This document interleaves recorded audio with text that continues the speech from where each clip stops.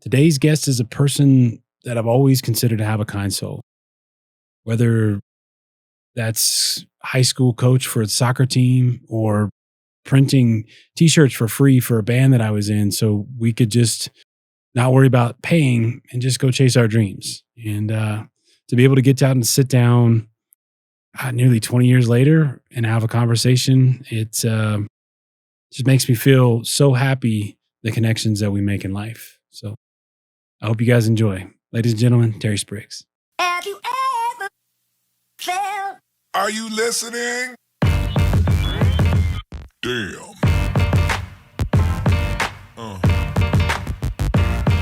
Yeah. They're just good people, and the conversation just flows. Actually, Kevin just shot me a message a little bit ago because he keeps wanting to do the cold plunge.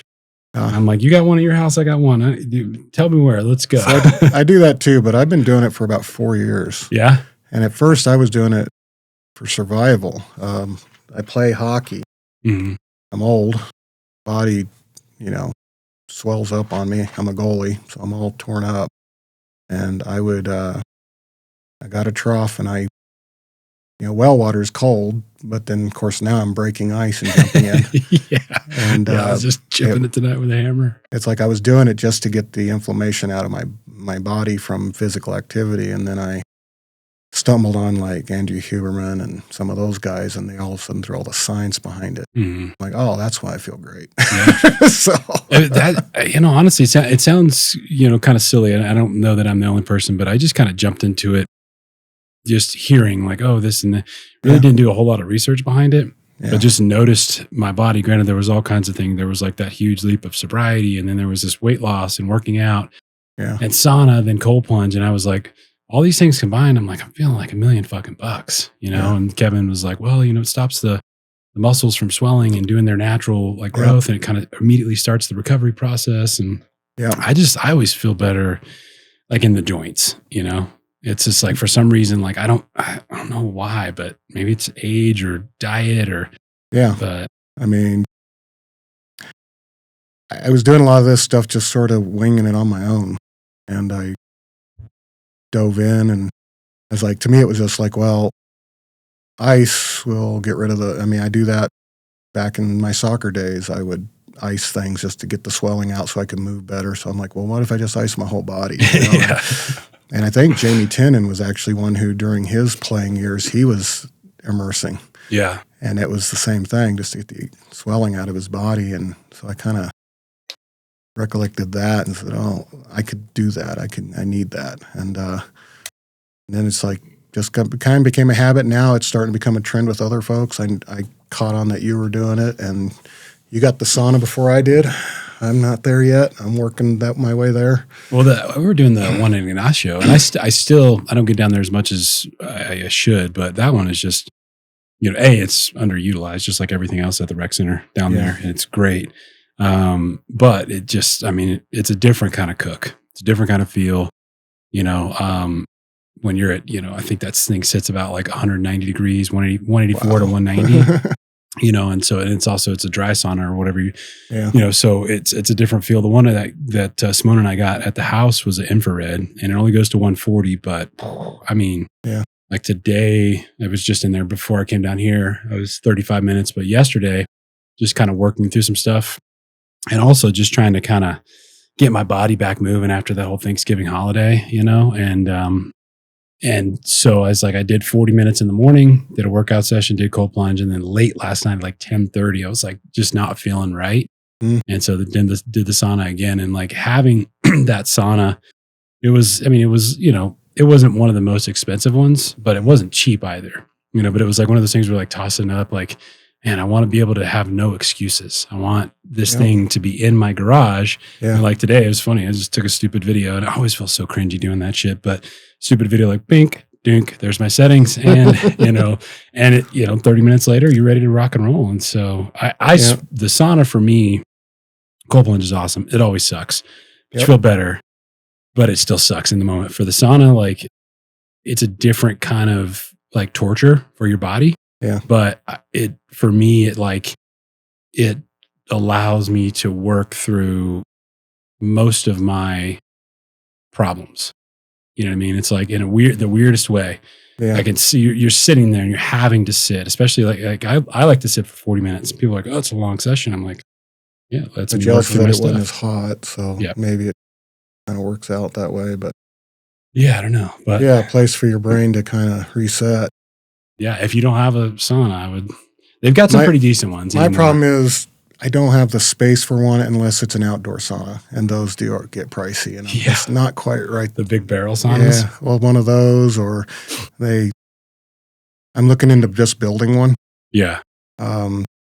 Hence this reason why we're sitting here, because making things is just kind of how my brain works. Yeah, I mean, if you have the capability, I was joking when like 2 days before we decided to pull the trigger on the sauna, I like put something on Facebook, and I was like, "Does anybody want to permanently loan me a barrel sauna?" And like someone was like, "I'll sell you one," and I was like, looked, and they had one for sale. It was like $9,800. I was like, yeah. Like, the barrel ones are pricey because there's just so much extra work to make one like that. They're awesome. I had the opportunity to sit in one in Denver, and I mean, different kind of vibe. I hadn't sat in one before, but it's it did the trick, man. It cooked you pretty good. So, and making things. Excuse me. The cold plunge. There are people making their own now. Oh yeah, and not just the pour ice in it kind. The refrigerated ones. And I've seen that. Now I don't need it. Now I've got my trough. It's out there. It's literally one of our old ranch troughs that I just converted into for me. And it works great now. It is kind of funny breaking the ice first. You're breaking 3 inches of ice out just to get in. But you do it. And then, but the summertime, I'm not getting the fix quite like I used to because the water's not cold enough. Even well water's cold, but I haven't actually measured it, but it doesn't feel like mid-40s, high 40s, probably maybe low 50s, huh? Yeah, it's like I can sit in it indefinitely. Yeah, which tells me it's not hurting enough, I guess, if that makes sense. Sure, absolutely. Yeah. So, but like right now when I do one, I do about 3 minutes. And I'm ready to get out when I get out. Sure, yeah. The one thing I do is I actually wade for a little while because my knees and ankles are so blasted. Like you just stand in it and kind of let it soak that area more? Yeah. I'm not ready for the full plunge, and it's not about can I just jump in. It's about I want my knees and ankles to get more. And that's really about getting the inflammation out of my joints. My left ankle, I had reconstructed ankle. And it's, going to always have arthritic nature to it. And my knees are same thing, surgeries and stuff. And you're just like, that's just part of the maintenance, getting the inflammation out. And I just am like, I know I can't sit in there for like 6 minutes. I don't think I'm that tough. No, I was so ready for that alarm to go off today. Yeah. It's just like the other morning I hopped in and, it was the first morning I really had to get after the ice. Like, okay, this is going to really suck. And I hopped in and I realized oh shit, I didn't set that alarm. So then I started counting the seconds and that was excruciating. You're counting faster than you should be. Yeah. I was just ripping through it. That's 1 minute. Yeah. I've done that. Yeah. But usually I let the phone tell me to get out. Yeah. You got to have something honest. to just distract your brain. I'd noticed too, if I go in, so the one thing I always kind of go workout, sauna, cold, pretty much in that order all the time. The other day I didn't have time to sit in the sauna and I went straight to cold, and that was fucking miserable. That was 10 times worse. I don't know if it's just because your body, your physical, layer is so much warmer when you come out of the sauna that you kind of have that shock, and then you get through it, at least that first 30 seconds. I don't have that opportunity, but do you get we've all jumped in the snow and then jumped back in the jacuzzi, and you get that needly. Oh yeah, that's how it feels like every time I jump in the cold plunge. If I'm coming out of the sauna, okay, yeah, not instantly. It's kind of it's not refreshing. It's oh, that's cold, and then it's needles, on fire. So I think it is my body sort of adapting to each end of the spectrum, right? But yeah, when I hopped in the other day without going to the sauna, I was like, this sucks real bad. That was the worst 3 minutes ever.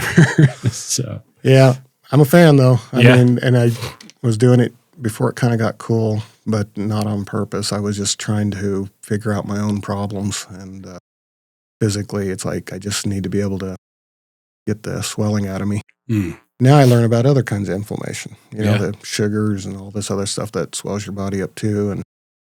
And it all comes together. So Are you still playing hockey?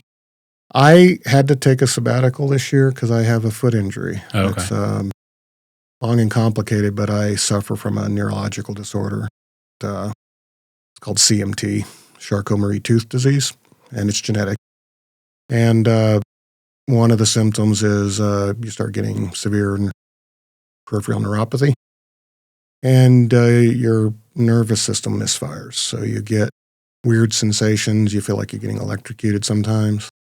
You also severe numbness. When I jump in the cold plunge, it does hurt.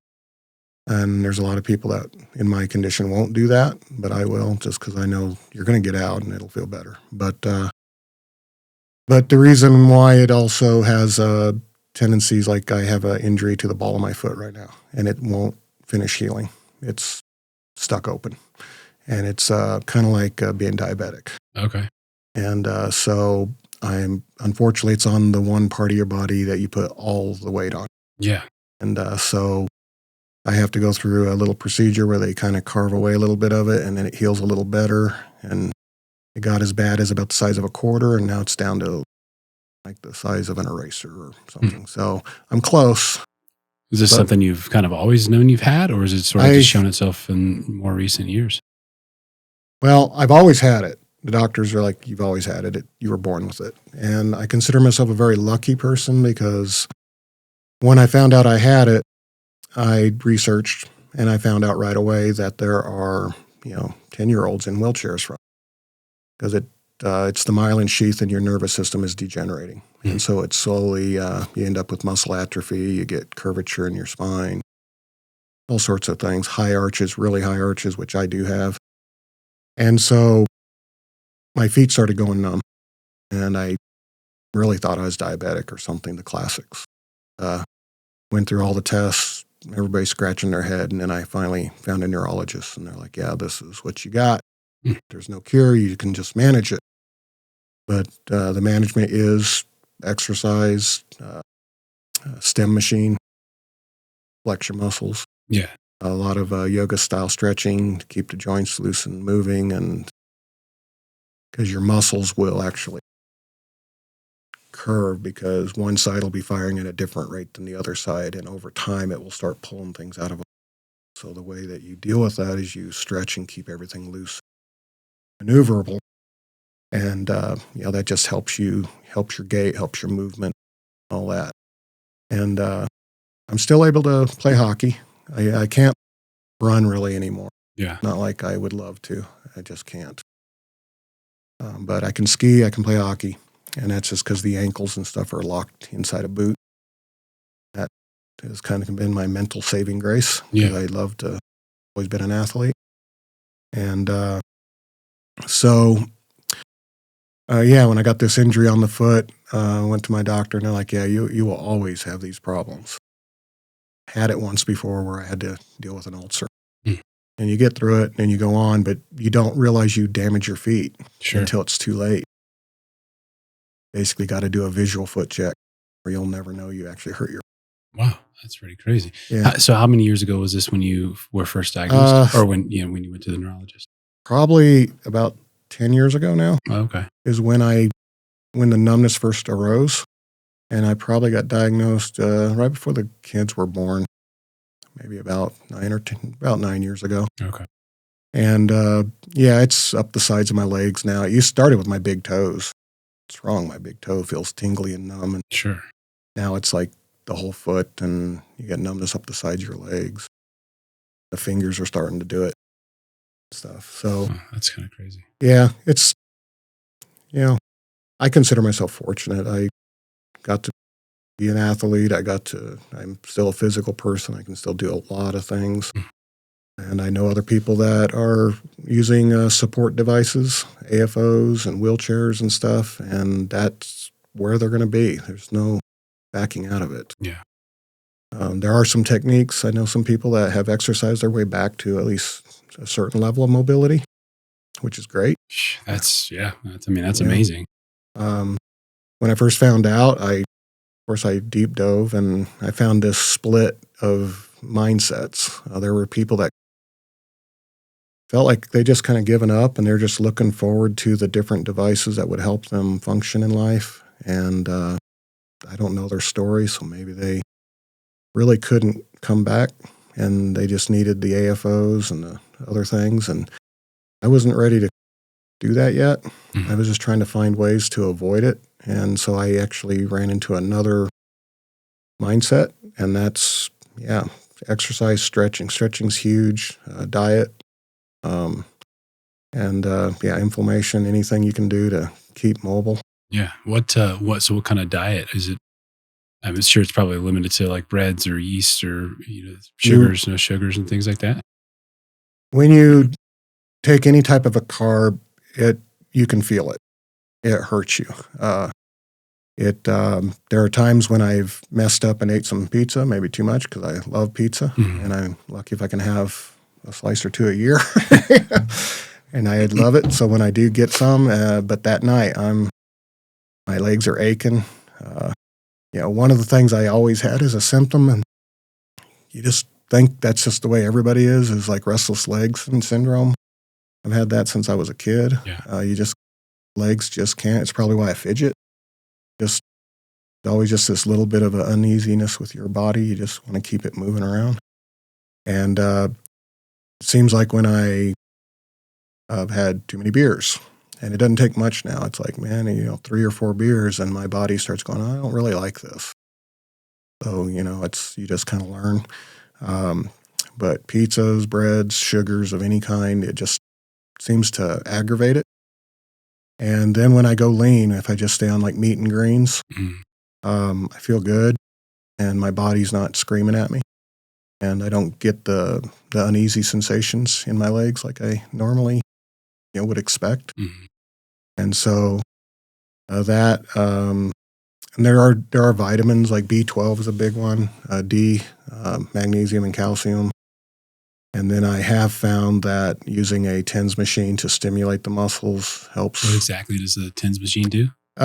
It's electromagnetic charge. It stimulates your muscles. Gotcha. Is that the one where you see like the muscles kind of twitching? Yeah. So I have one of those machines and I use those regularly to keep areas that I can't really work out real well, keep them, kind of toned. And so around my knees and ankles, that kind of area, calves. And I do integrate them with exercise, but sometimes I'll just slap them on and watch 30 minutes of TV or whatever. Yeah. To let it do its thing. Sure. And it's just a way to keep the muscle flexing because in certain areas I can't flex the muscle anymore. It won't move. It's because that nerve is kind of gone. Gotcha. So that's pretty crazy. What? So do you do any type of muscular workout, or is it just primarily stretching? I mean, obviously you may not be into having muscles or something like that anymore, but I mean, for your situation, is it primarily stretching because of a necessity versus trying to, okay. Yeah, if I don't stretch, everything gets real tight. I actually cannot, I just don't move well. I don't walk well. I limp. Going up slopes and down slopes is awkward because of certain parts of my body not working real well, other parts try to compensate. And then everything gets tight and rickety, and I walk around like a 75-year-old guy, and I'm not 56. So I've learned that if you just don't stay religious about stretching, you won't feel as good. You won't move as well. And you get to a point where you don't want to walk or you don't want to go up the stairs. And to me, that's death. That's like, if I get to where I start making those choices, then I'm choosing to end things sooner than I want. So I got to keep moving. Like you said, having your sauna at your house allows you to not really have too many excuses. You can just go. And I do the same. I do lightweight. I'm not interested. I don't care if I'm muscular. I'm plenty strong. I'm a big guy. But I want to be stable. So the things I focus on are mostly core related. Gotcha. I have a incline board, so I can do a lot of reps, a lot of full range reps without trying to use all of my body weight. And that also allows the range of motion, and that's upper and lower body. I have a cage, and I do lift weights, but they're lighter weights, lots of reps. And then I built myself a 12-foot long slide board, and I didn't plan it to be 12 foot. It was just a leftover piece of Lexan I had from a job, and I was kind of staring at it. And it was about 18 inches tall, but it was 12 foot long. I'm like, what do I do with this thing? But it's perfect for sliding like on ice. Yeah. And so I took it, put it on my CNC, and did keyhole slots. And I have these two boards that will allow it to, I can change how long I want to slide. I can go as little as like 3 feet, or got it in 2 foot increments. Like sliding left to right, like almost like skating, or like that, like practice skiing kind of thing that you see. Exactly. Yeah. It's you're using muscles, right down from your ankles all the way up to your core. Mm. And then you can offset weight it, grab like one dumbbell and hold it out to this side. So this is like counterbalance. Do it again, and now your body's trying to hold yourself in a different way. And I do those kind of things because it just seems like the better my core is, the better my knees and ankles are. I can just move around better, still work, and I can still play hockey, ski and stuff. That's kind of where a lot of that stuff came from. It was more about self-preservation. Sure. You were forced to, Yeah. I like the fact that you say you were met with two, or you were aware that there were two different mindsets out there of like, we're going to admit defeat and run into it, or we're going to hit this head on and try and see if we can elongate some form of life without saying, okay, yeah, well, I'm just going to go the easy route. So I was very surprised when I talked to a lot of those people, and I'm not judging them. Their life, they can walk it the way they need to. But when I would ask questions or say, this is what I'm doing, a lot of them would just sort of jump all over you like, that's no good. Why are you wasting your time? You're just hurting yourself. And that's uncomfortable. Like, that's just not the language I needed. Sure. And so I kept searching. I ran into a couple other groups, and it was more of a yes, and, it's like, I'm trying to do this, or I'm trying to solve this. And their response was more of like a yes, and it was just an addition to what I was doing. Yeah. And they weren't squashing it. And if anything, they would enhance it and give me new ideas. And so I kind of developed some relationships with people, and we go round and round with how we are and what we're doing. And it's really just, like I said, it's about survival now. It's not really, I would love to be the physique that people seem to aspire to, but Sure. I don't know. I don't know. It's, my wife doesn't care. Sure. I've asked her a couple times, and she's like, no, I don't really care. It's not a thing.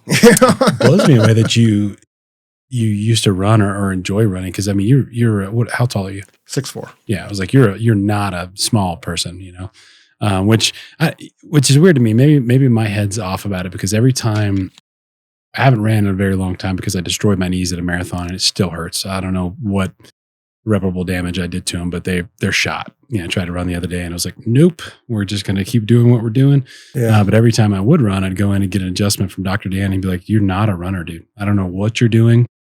And I'd be like, man, I just love it though. It just allows me to just clear my head. I kind of get into this cadence. And then when podcast started coming around, it was like, that was such an easier rhythm to run to, versus trying to time a beat to a song, because it changes every other song. Right. But man, a podcast, you could just get the cadence of like listening to Joe Rogan and just run and run and run.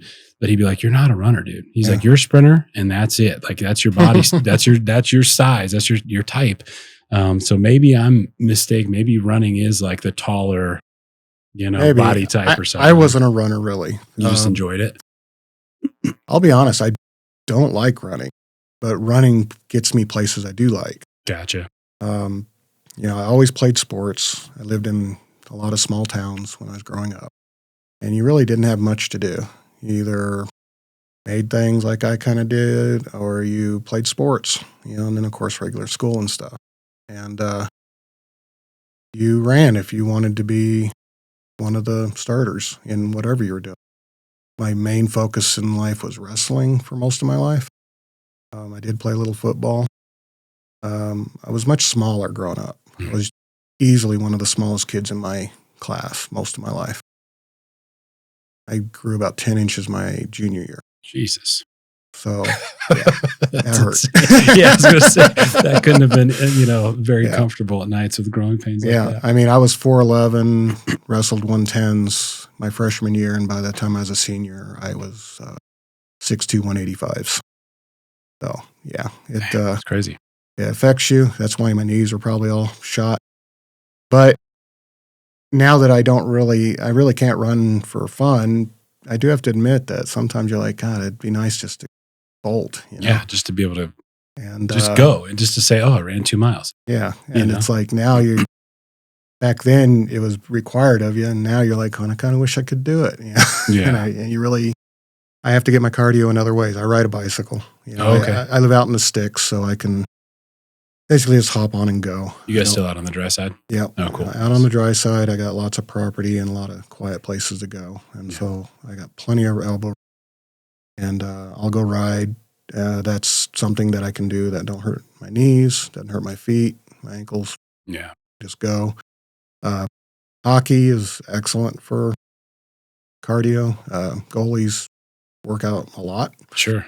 And I've been doing that for 15 years. I was like, you've been at that for a grip. Yeah. Before that, I was a soccer goalie. I kind of landed that right at the end of my high school. As a wrestler, I had a friend invite me to try out for soccer, and I was not a good field player. I used my hands too much, So I tried that, and I ended up actually being quite good at it. Went on to college for it. Yeah.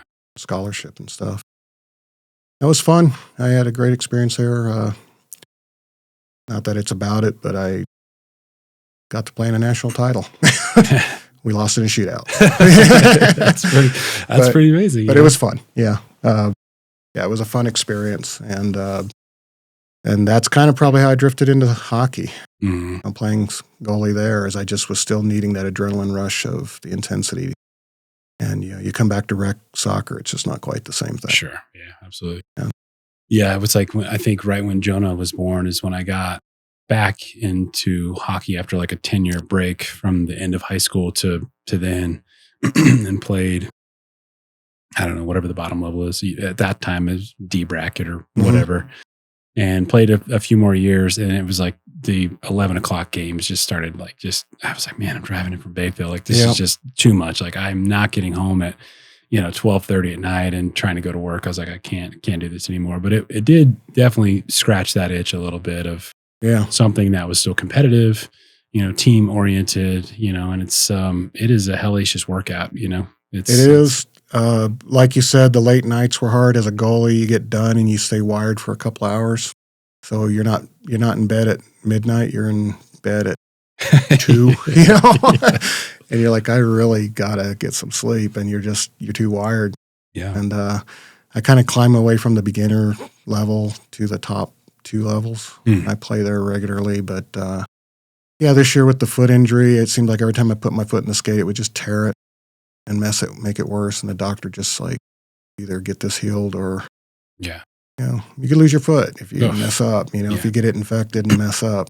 I'm like, I gotta stop. So my teams are cool. They just, I left last winter in the middle of their season, and then they call me back right at the beginning of the season this year. I'm like, I'm not ready yet. So they have another replacement for me, and I know Amy's a good guy, and they'll be fine. And if anything, it's the first winter I haven't played in like 15, 17 years. And, and plus you guys, just for the listening audience, so you guys are constantly helping out and subbing in for other teams because inevitably it's like you never have enough goalies and somebody's sick or somebody's got family. And so you might be scheduled for a game, but you could play 3 easily in a night. I'm usually guaranteed 2 or 3 games a week just on my own schedule. I play for one team now. I was dumber when I was younger. I'd play for a lot of teams. But I do play in an older geezer league team, which is just kind of like the guys who, kind of like a Friday night fun league. Mm-hmm. But it's pretty cool playing against guys who are really quite good. And they keep you on your toes. And I'm also impressed. I mean, we got guys that are like in their 70s and they're still going. That's who I want to be. I want to be those guys someday. You know? Still at it. And that was the big, the ticket for this, it's like when I started feeling old, I was like, not because of my age, right? I'm only 38. I've got hopefully a long road ahead of me, but I just started feeling old. Like, fuck, it hurts to get out of bed. Yeah. Like in the morning, it's like, it hurts. And then I had this bout of, plantar fasciitis, and my dumbass, I was on a longboard pulling my dog. And what does he do? He darts across. I launch. I'm in flip flops and planted. And I had never been in pain like that. I was like, I can't walk. Like, what is? That's a symptom of CMT. Yeah. Well, because of the high arch, it does come and go. So I know what you felt. Yeah. Oof, and it's hard to get rid of. Yeah. It's hard to, I bought one of them gigantic vibrating massagers.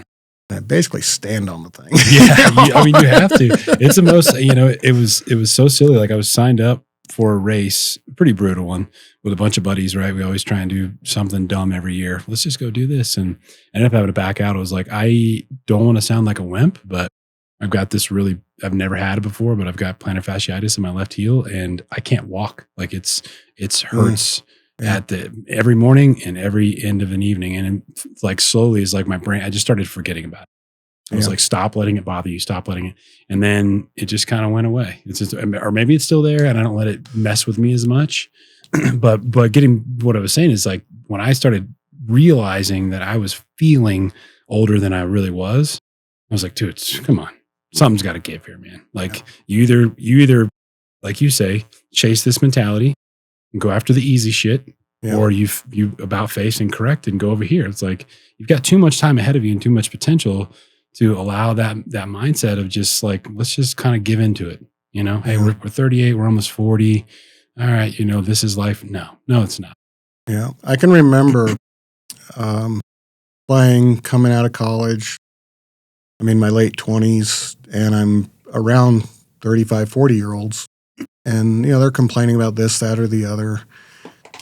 And I'm like, I've had a knee injury. I know what that's like. I had to go through procedures and stuff to get it all back together.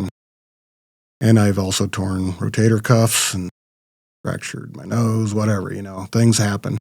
And I just kind of always chalked up like, just be tough because that's the way this game is. Things hurt. And then I got into the 40s and 50s and I go, oh, that's how tough they were. It's a different level of hurt. It's the kind of hurt that stays if you don't do something about it and if you don't pay attention to it. And so, your mindset changes. And also, like even now when I play hockey, I have to prepare. If I don't prepare, I don't play well. I don't move well. My mind's not right. And I mean, I had that in college as a soccer goalie. There's a mental prep that you go through along with everything else. And I was used to that. But then you add the component of, okay, your body does this well, it doesn't do this well. Now you have to think this way. And you have to decide, is it going to bother you enough that it affects how you play? Or are you going to decide that it doesn't? And you have to mentally prep for that because I do have to admit that I haven't been playing this year and I'm kind of enjoying not hurting. That kind of stuff, it is kind of nice. I can't do this forever. I'll have to find a way to make myself go back, but you got to scratch that. But I got to wait for the foot to heal. So you ever think that it gives you like the mental capacity to kind of deal with some other things? Absolutely. I mean, not just the time frame. Time is one thing, but I've been reading this book called The Master and His Emissary, and I'm really blown away by it. It's actually why I did the second sauna session last night, is so I could just go in there and get another 45 minutes of this book. And man, the brain is crazy. It's wild, and I just wonder if you and I playing hockey and having to for the last maybe 5 or 10 years sort of mentally get yourself ready, right? You're burning up that RAM, so to speak, in your brain. And it's like when that's gone away, it's like all of a sudden it's like you've got this space that was kind of occupied by this tenant, so to speak. I've been on a bit of a mission myself. I think everybody is, but there have been some life things that kind of force this on you. You have to make up your mind. How do you deal with it? But one is I had triplets, and they'll be 9 in less than a month. But in the beginning, that was one of the hardest things I ever went through. And, even just the birth was, drama. We were born 12 weeks early, and we had emergency C-section, but Durango couldn't handle it. And we were already scheduled to have a birth up in Denver, so they flight for life us up there. And we thought at the time it's important to keep everybody in and let their lungs develop and all that. And then 20 minutes there, they told me, go get some food real quick. It was a long wait. I came back like 20 minutes later, and they're like, put this on. They're coming now. Oh, wow. And so, it was in the literally middle of a snowstorm a week before Christmas. It was like a Hallmark mess, And so they all came out, and there was, touch and go, scary moments going through 59 days. We were at the NICU. And so there's a lot of stuff there. But that was also something that the hockey community kind of stepped up for me on. They all knew what had happened. They knew I was gone and I was going through this. And when I came back, my family's up in Denver. Sherry's up there taking care of everything that she can. She was in recovery for like 7 days because of the surgery. Mm. And after that, it's just back and forth to NICU, and she stayed up there the whole time. But I come home alone. I'm still actually kind of half building a house. Everything is like run my business, build on the house, and I got hockey. I guess I can keep playing that. It's late at night. It's useful. And the hockey community kind of took me under their wing. I had a bunch of them hang out with me, buy a beer for me, whatever, talk to me, make sure everything's cool. One of the business owners in the hockey community had a big fundraiser. This is before GoFundMe and all that stuff was really available. And they kind of helped us get through some of the early crunches. And but that right there changed everything about how I had to go about my world. It's the exercise and stuff. Yeah, it's partly for me to feel good, but it's also partly for me to be useful to them. If I'm all busted up and can't roll around in the grass with them. Sure. And I am an older dad. I was unconventional. I really thought I was a kind of a confirmed bachelor. And then all of a sudden I have a girl in my life, a wife, and these triplets showed up, and they're awesome. But it does wake you up. And so, going back to your original comment about, this forced hiatus from hockey, it's like, I see it. I have a habit of being really busy all the time. And it shouldn't be a badge of honor, I don't think, anymore. I think you can get yourself so busy that then when you look up, way too much has passed by. And when the kids were born, it sort of just woke me up to this matters, and you've got to be aware of it every second. Make sure you know it matters. And so I spent a lot of time with them. We don't do the phones. We don't do the video games a lot. We do a lot of things together, and we make daily life fun too. Not everything's about a Disney trip. And they, I think they're responding to it. They really, they seem to be pretty balanced. Of course, they love a good video game, and I'm not against that kind of stuff. Sure. But one of the things that I did do is, since one of my big hobbies is making things, is I expose them to that. And they've kind of grown up kind of learning how to solve their own problems when it comes to even a broken toy. They'll break a toy, I'll take it into the shop and we fix it together. And I show them this is how you go about fixing it. And now they can do that on their own a lot. And, they always bring me stuff that they've like it's a challenge. Here, I broke this. See if you can fix this. Sure. So sometimes it's a little bit more work, but yeah, they can fix their own toys. They're almost 9, and they understand that. Also, the thing they look at is they look at things as something to solve, as opposed to something to complain about. Sure. Which is kind of handy. And so I really like that time with them. And so I've just been enjoying those moments. And so with hockey kind of going away, I don't really do a lot with soccer anymore and stuff. I still have plenty to do. And I really love that I get to spend it with them. And kind of in a way, I'm watching everything unfold through their eyes now. And things that I already know what's around the corner, I just kind of keep my mouth shut and let them find it. Sure. Let them experience it, and then I get to watch them. I enjoy it myself then through them. And so it's good to slow down. And I'm starting to realize that even my own work, I can get where I'm working way too much. The nice thing for me is that I built my shop on my property. I'm 20 feet from my family. Sure. It's nothing for them to get off the bus and come say hi. I'm right there. If I'm in the shop floor, they'll just come in and say hi and check out what I'm and go on about their way, or whatever. Or if I feel like stopping for a while, I can just go. I just got to make sure I take care of the task at hand later in the evening. Sure. Yeah, there's always a give and take to it.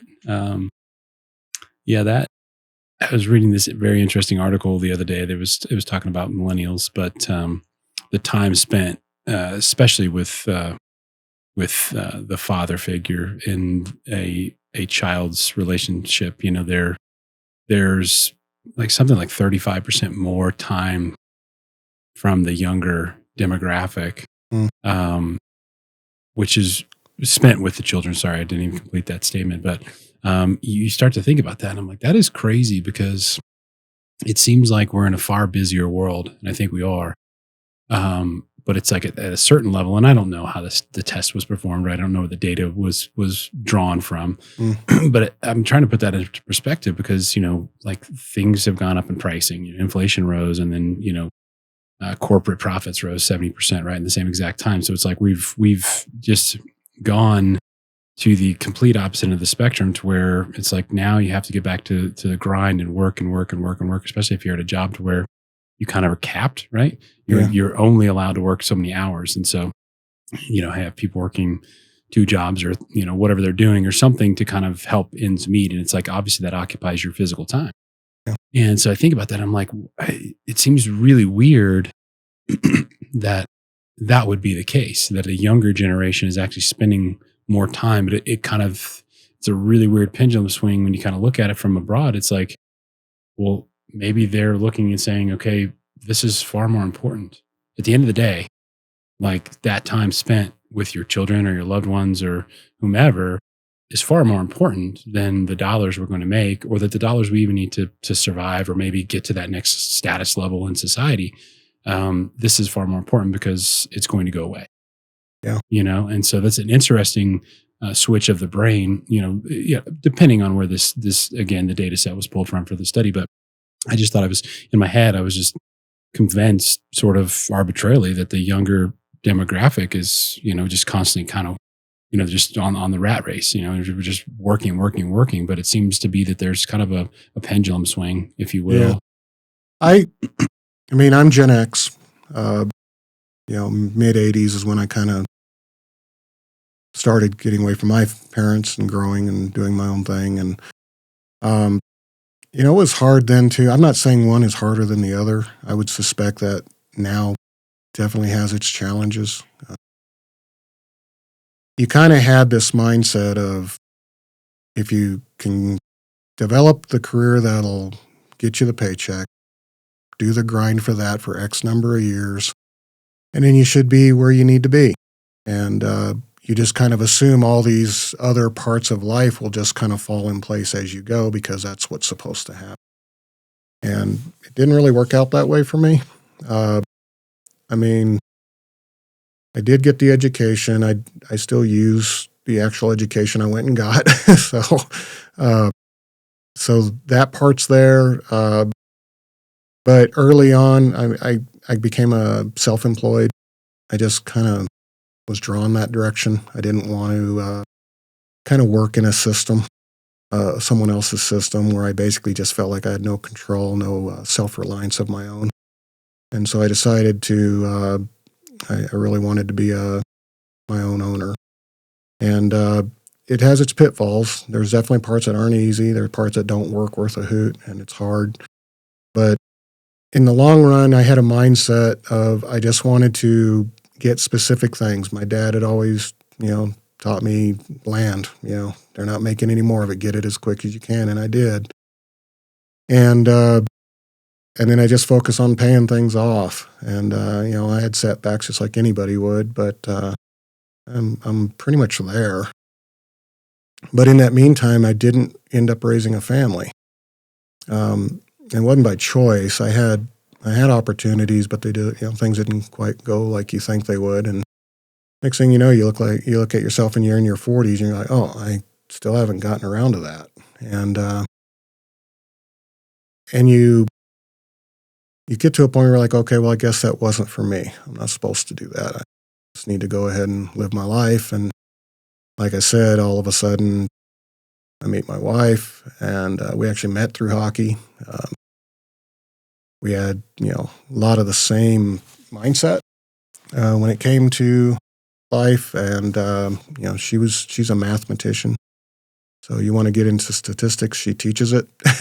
She's a master's in it, and it's crazy what she can do to statistics to really mess people up.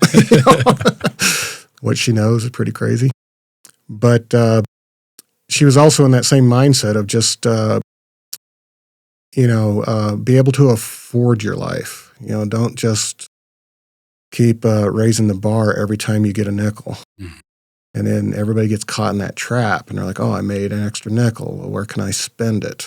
Oh, I need to get that next level, and because that's what's happy, And we were kind of in a less of that of like, no, let's pay off our world and have freedom to do what we need to do. And for the most part, that's where we've managed to stay. Even when COVID hit, we kind of looked at our world and go, if we just sit still and do nothing, we're okay. Yeah. We have 10, 12 months. We're good. And at the time, I didn't think I was essential. I thought, yeah, it's going to be quiet. And then turns out that a lot of my clients actually are essential, so therefore I was busy, so I had plenty to do. Luckily, I was at home, though, and I didn't have to deal with all these protocols and everything. I had my shop there, and I could just work from home. And then with the family and everything, they see me there. They see me working. It's just normal. But they also see me stop and have lunch with them in the summer or dinner. Or when the most recent eclipse happened, it's like, yeah, shut down. We're going to go hang out and check out the eclipse. It's just definitely an older dad. I'm better at it than I think I would have been in my 20s. I think I just make better decisions, and I definitely have more patience. Yeah. And I also can kind of see where they're going. And I'm not spending so much time trying to figure out where I'm going. I know my focus is on where are they going. Sure. And so, they're used to it. They're used to that stuff. Now, my childhood, my dad was gone 6 months at a time. He had to boom out for work. And they would, send him out. And when I was younger, we kind of followed him. But as I got older and schools are harder to change, and he would be, 6, 8 hours away working at a power plant. He was a Boilermaker. And so, yeah, you wouldn't see him. He'd never see your wrestling matches. You never see any of that stuff. And it's not that he didn't want to. He just physically wasn't there to be able to do it. Sure. He's a good guy, a good man, and taught me a lot. But that was one thing that I was just so used to being by myself, being alone in the matter, because he wasn't able to be there. And then when I found out we were having the triplets and everything, I'm like, good, they're not alone. Got each other. They're also going to have me. Mm-hmm. And I just passed the age of my dad's when he died. He was 55 when he died. And so I kind of feel like I'm maybe in uncharted waters a little bit, but I'm very aware of how quick life can end. And you don't get a do-over. You really have to make the most of what you got. So right now for those kids, it's about memories for them. They're not going to be my memories. If things go the way they're supposed to, I'll be gone before them. But the lessons, the values, the memories, those are for them. And so when they go on in life, they've got that in their soul to work with. So that's how I'm wired now. It's just all I do. I make sure that whatever I'm doing has value that eventually will go to them. Yeah. I mean, it's a very interesting concept of having children at such a later age than myself. I had, I think my first child was 27. Yeah. Still a bit later than some of my buddies, but Ryan Johnson and I were talking the other day, and shit, his oldest is sophomore, so he's getting ready to kind of be an empty nester, quote unquote, Yeah, and it's wild, right? I mean, yes. he's my age. And so, but you bring up an interesting topic of when you had children later in your life, it's like you'd kind of already figured out where you were. Like you had already sort of, not to say that, you couldn't go down another path or do something new, but you'd kind of already cemented yourself in like, okay, this is what I am. This is my life. And then all of a sudden you bring in this other thing, like you have these children. And so you're able to sort of look at their, like, not only, the way that you guys are raising them, but also their experiences from a different lens than I think myself and my wife are able to. It's like, in a sense of the word, like the way I think about it is like, I am glad that we had children a little bit younger, because we'll still be at a younger age, to experience some of those things that they get to experience in life, right? We'll be, okay, let's say that when my son graduates, I'll be 44, right? And so I'll still be able to do certain things with him, right? On the flip side of it. But I do struggle with that in a very daily basis of like, who am I? Yeah. And I'm still struggling with that. And now that you say it, like looking at it in that context, it's like 1000% that takes away from me just being present in this situation of like my children's lives, right? So it's like we're constantly trying to figure out who we are, or what we're doing, or what's our next move, right? We're not firmly cemented, and part of that is I think the way that my brain's wired. It's like I had the golden ticket, I had the job at BP, I had the great benefits, I had the everything, and like you almost can't get fired, but you can quit them twice, and I did. And everybody's like, why would you quit that job? And I'm like, because I was fucking miserable. Yeah. And even if my crazy brain is out here chasing a dream or doing this podcast that makes no money or whatever it is, it's like there's a part of me that's like, I'd rather be a little bit crazy and inspired and be able to hopefully push that on them. Yeah.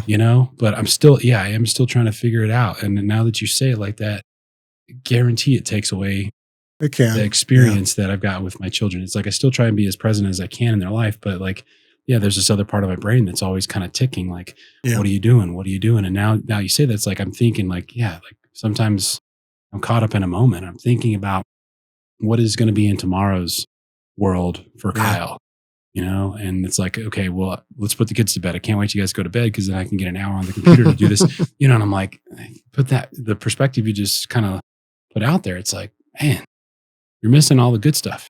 Yeah. You know what I mean? It can be that way. I mean, my dad definitely got shorted in some ways because he physically couldn't be there and a lot of things that I experienced. And I missed it too because the relationship was entirely different because of that. Don't get me wrong. At my age, you're still evolving. Sure. Everybody's different. Some people, they're balanced. They're exactly where they need to be. They don't see much need to rearrange anything. I'm not that way. I'm still a dreamer. If anything, because of what I make signs for a living. I'm a commercial sign shop, and most of the stuff I do is a little more on the artsy, ornate side. Takes a lot of work and energy to do that. And I'm getting ready to shift. And the reason why I'm going to shift is because I want to have more time, even more time now for my kids. So I'm shifting to types of work that I can automate. And so things that I can scale. And so one design that gets done 10,000 times as opposed to one design that's made once, and then I start over. Sure. And, but that also is driven by, I know how valuable this is. I've had plenty of people tell me, be careful, it goes by fast. And they are absolutely correct. But I also tell them, I'm very aware of what you're saying, trying to just embrace it every single day. But the parts that are settled for me are still, I still dream. I still want to do and try things. But what's settled for me now is I know where my happiness is. And I don't have to look far to work towards it. And it's not always just that next shiny bauble that once you get it, you're like, oh, okay, I got that now. Now it's time to go get another one. Mm-hmm. I'm very aware that that's not where my happiness is. My happiness is in reflection. So when you talk about your moments in the sauna, I have a hammock. That's my reflection. Sure. Not so good in the wintertime. It's all right. But I spend a lot of time in the summer. Yeah. And now it's gotten to the point where the kids have hammocks. They watch me spend, time there, and I might read, but I usually just kind of think. Really like that. And, something on a side note with that is I found is I got caught up into the shorts, the videos. Mm-hmm. They kind of came out, maybe a year and a half, 2 years ago, they got real popular. Yeah. And I got caught up in that a little bit. I oh, what's that? Oh, what's that? Oh, what's that? And the next thing you know, you burned an hour flipping the screen. Yeah. And kept doing it. I got addicted to a certain level.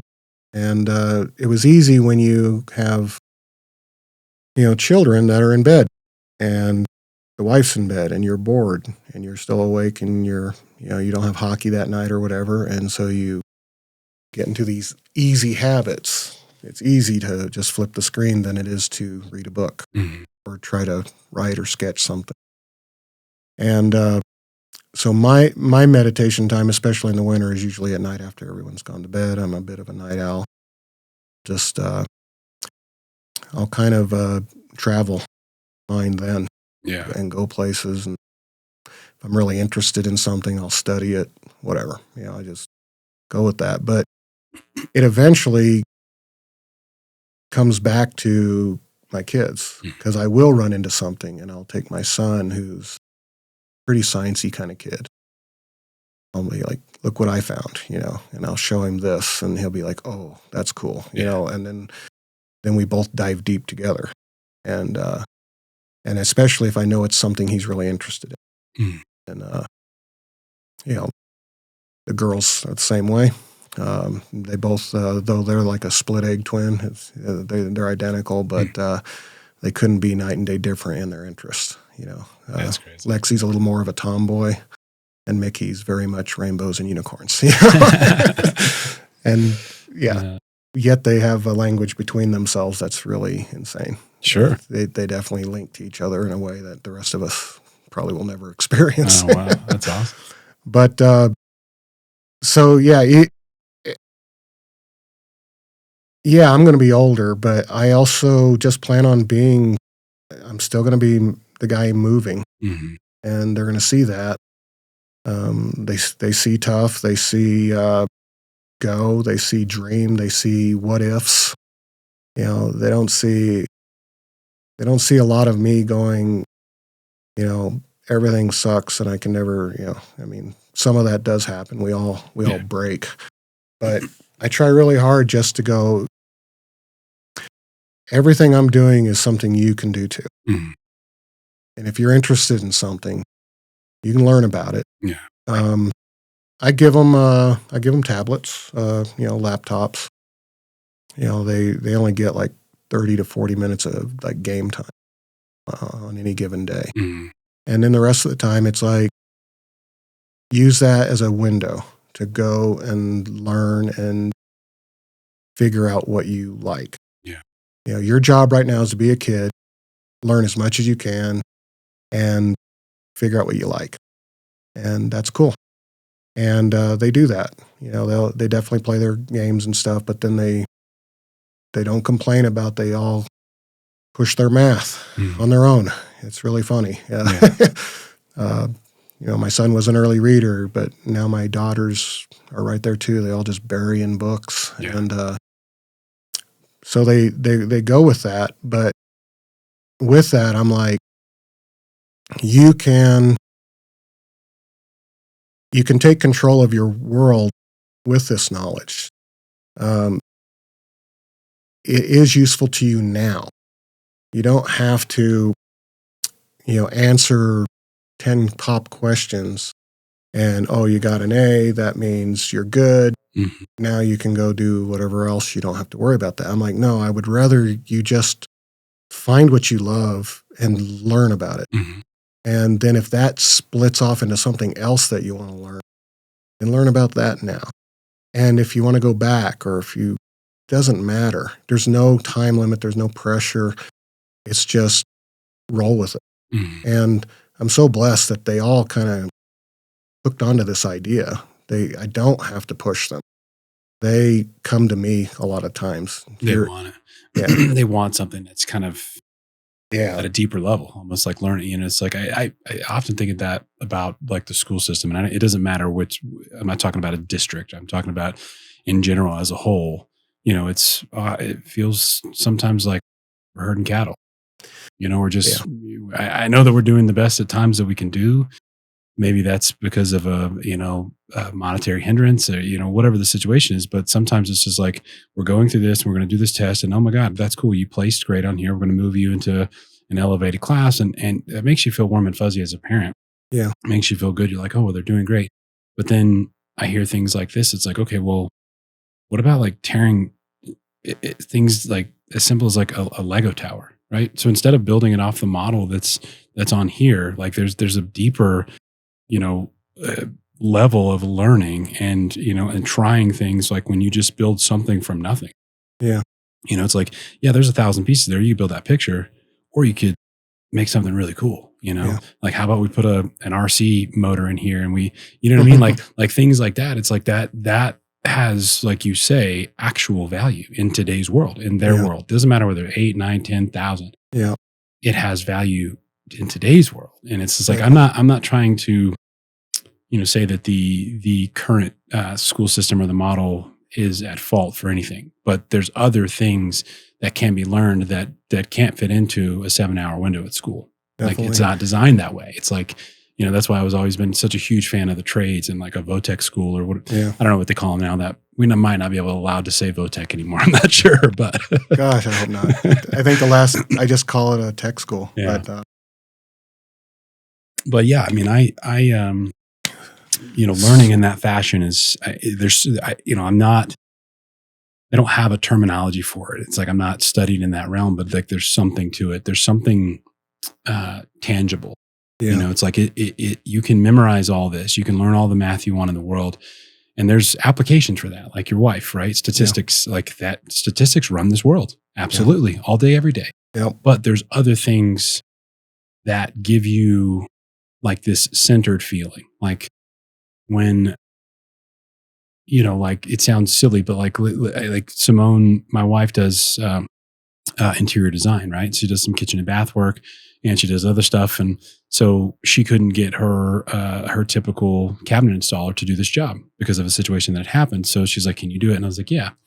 I don't do cabinets very often, right? So it was just like, it was kind of some trial and error and some things like this. But like at the end of the day, it's like I stood back and I was like, fuck, okay, there's something like that came from my hands, my thought process. It was tangible. I could feel it. I could smell it.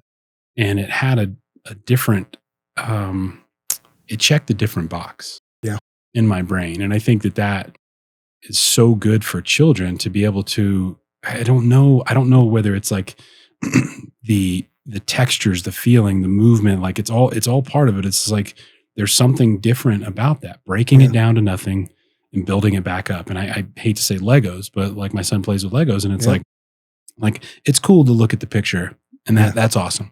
The moment that's up, unless you want to put it on your shelf because you're proud of it, I would break it down and make something of your own. Yeah, you got 1,000 pieces here. The sky's the limit, you know.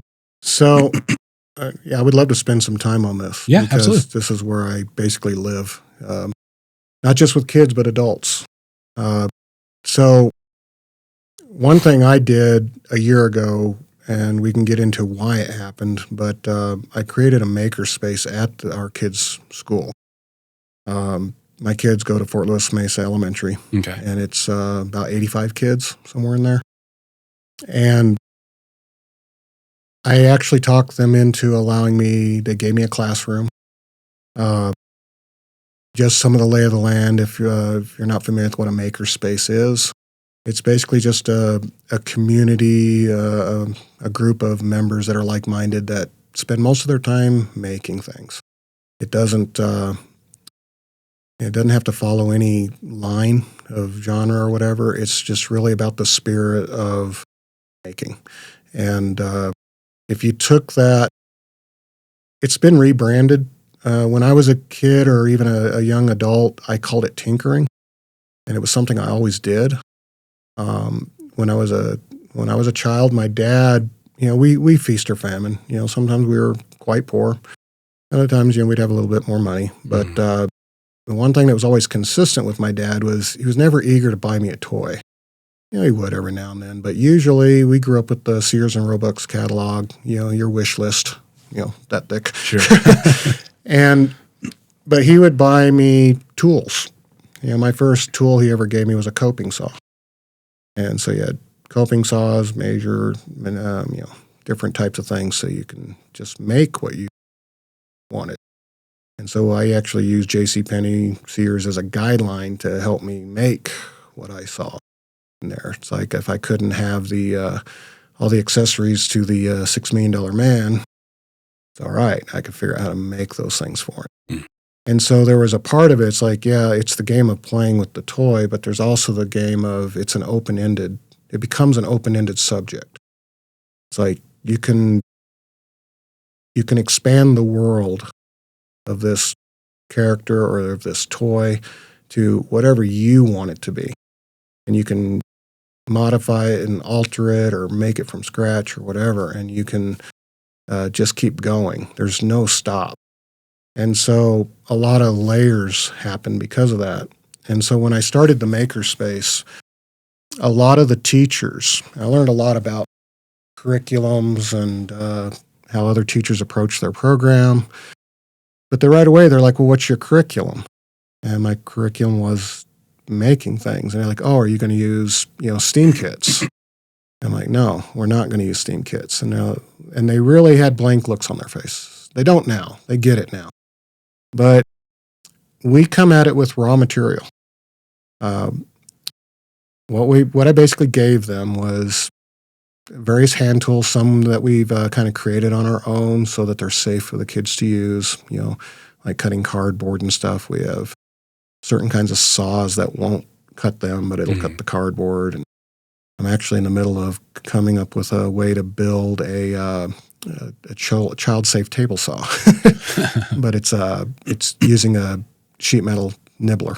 Okay. And it protects the fingers, and you can't really get near the cutting surface. So I'm in the middle of trying to develop that. It's been built before. I'm not inventing this. This is just something I'm trying to do for them. But so yeah, my 3 kids are in this space along with some other kids. It's an after-school program. It's all free. They come and go. But really, there's just a certain set of rules, and then after that, it's whatever, But the rules really is, obviously you can't grab other people's tools or materials without approval. Even if it's a finished product, you can't pick it up. You got to ask them. You can ask them questions. If you're in the middle of one of your own projects and someone has an opinion, you actually are required to listen to that opinion. You can't just say no. You have to say, yes, what if? And so you listen. But also on the other side, it's like, if someone chooses not to listen to your opinion, you can't be upset about it. Sure. You got to just go back to your own devices. And so we're just trying to create a balance of how, you should treat each other in those spaces. After that, it's really driven mostly by what are you interested in? And then what do you want to do with it? We do create challenges. We'll have challenges. One that we're going to probably start tomorrow is make yourself 1 foot taller and walk 10 feet. And they'll just have a series of plastic and cardboard and some wood. None of it by itself will solve the problem. Sure. But can you do it? And I think what I'm going to add is a donut that's a little taller than they can reach. Gotcha. Yeah. And so it's like, you got to be a foot taller to get to this donut. And you got to start from here and go over to there. Gotcha. That one, I had a prototype air rocket launcher I had developed when I was making I made one of the museum exhibits for Powerhouse, and this was leftover piece from it, so I rebuilt it, got it going, and then I have them, all right, we have this rocket launcher, but you make the rocket.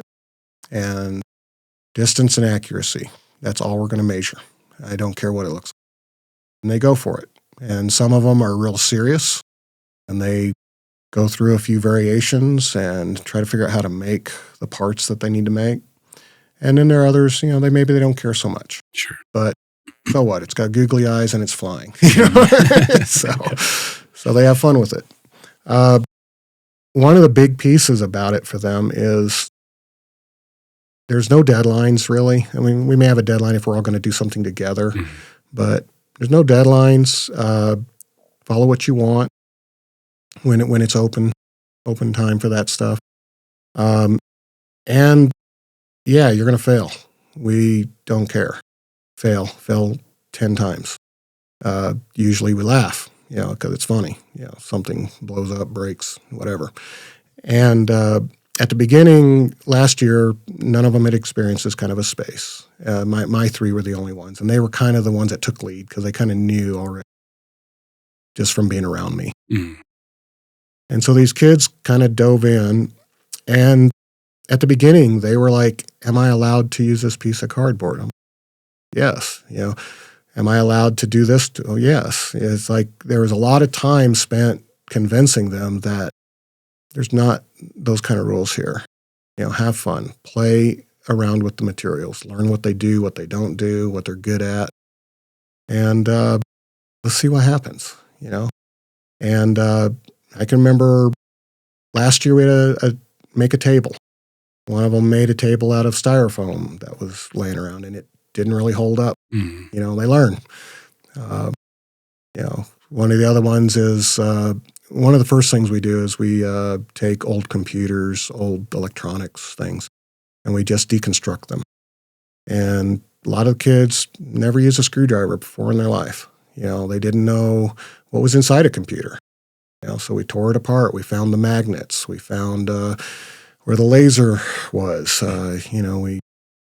Wire is not just for electricity. You can also use it to tie things or, make stringy stuff or whatever. And so we would deconstruct these components and then just categorize them and throw them in their different spots, different boxes and stuff. And then when we started getting around to making things, it's like, oh, you need an electric motor? Well, we just pulled 4 fans out of this computer. They all happen to be electric motors. Can you use them? Now we got to figure out how to make one work. Now they got to figure out about electricity. They got to learn about a battery. They got to learn about positive and negative, and they just go. And they can get on YouTube and do it. They can take one of the mentors that are there to help, and just kind of, we never really do it for them. We just give them enough information so they can keep moving. And that's what we've been doing for like the last year and a half with these guys. And they've come up with some pretty cool stuff on their own. We have grander ideas, but right now we're still trying to build a base. Mhm. But after doing about a year and a half, I learned a lot about our current age group. My three, I can't use them as my base for what the entire school body's like. What is the age group that you're seeing so far? We do second grade to fifth grade. Okay. And so what I learned was a lot of these kids have, really short attention spans. And part of that's just being a kid. Sure. It's nothing wrong with it. But some of it's also that they just want instant gratification. They want, at the beginning, I can remember last year at the beginning, kids would come and they say, well, I want an airplane. Okay. Then I start teaching them how to break it down into its basic components and what materials do we have. And they're like, no. Can we just make one? Mm-hmm. And I'm like, I could make you one, but I'm not going to. Yeah. That's not why I'm here. And it was kind of a painful growing, painful curve there to grow through for a while. But now they only ask me, can they get the glue gun? Mm-hmm. Because we have certain tools that we kind of have to make sure they know how to use it before they hurt themselves. Sure. And so, now it's more like managing, the tools they have access to. The answer is 99% of the time, yes. Yeah. It's just, I need to know you have the utility knife and what you're doing with it and how we're going to, and I got to be there and that kind of thing, just to make sure everybody's safe. Yeah. But now they're getting used to the idea that you can't just put something together in 20 minutes and call it good. Mm-hmm. It breaks. It doesn't work at all. I have one of my daughters right now is trying to actually take a computer fans and drive a little car with it. And she's failing miserably. She's also one of the more stubborn people on the planet. So she's going to keep coming back at it. Sure. But she's learning, why? Why is it too heavy? Is it not thrust? Is it both? And she's slowly working through the problem. Last year, she made a coin separator, which was really cool. And it didn't work. It took her like 2-3 weeks of her just constantly adjusting all the different things till it finally started sorting the coins correctly. Wow. But it started out with taking an electric motor and making it off balance just so it would vibrate. And when the entire thing's made of cardboard. She made a chute, attached the motor to it, got it to vibrate so it would actually shake the coins to the channel. And she started working on the slots and they were correct size and how they were, what shape those openings were. And it didn't work for 2 weeks, 3 weeks probably, I'd say at least. But she just kept figuring it out until she finally got there. Yeah. And so in that process, first off, she learned that you don't just have to go buy stuff.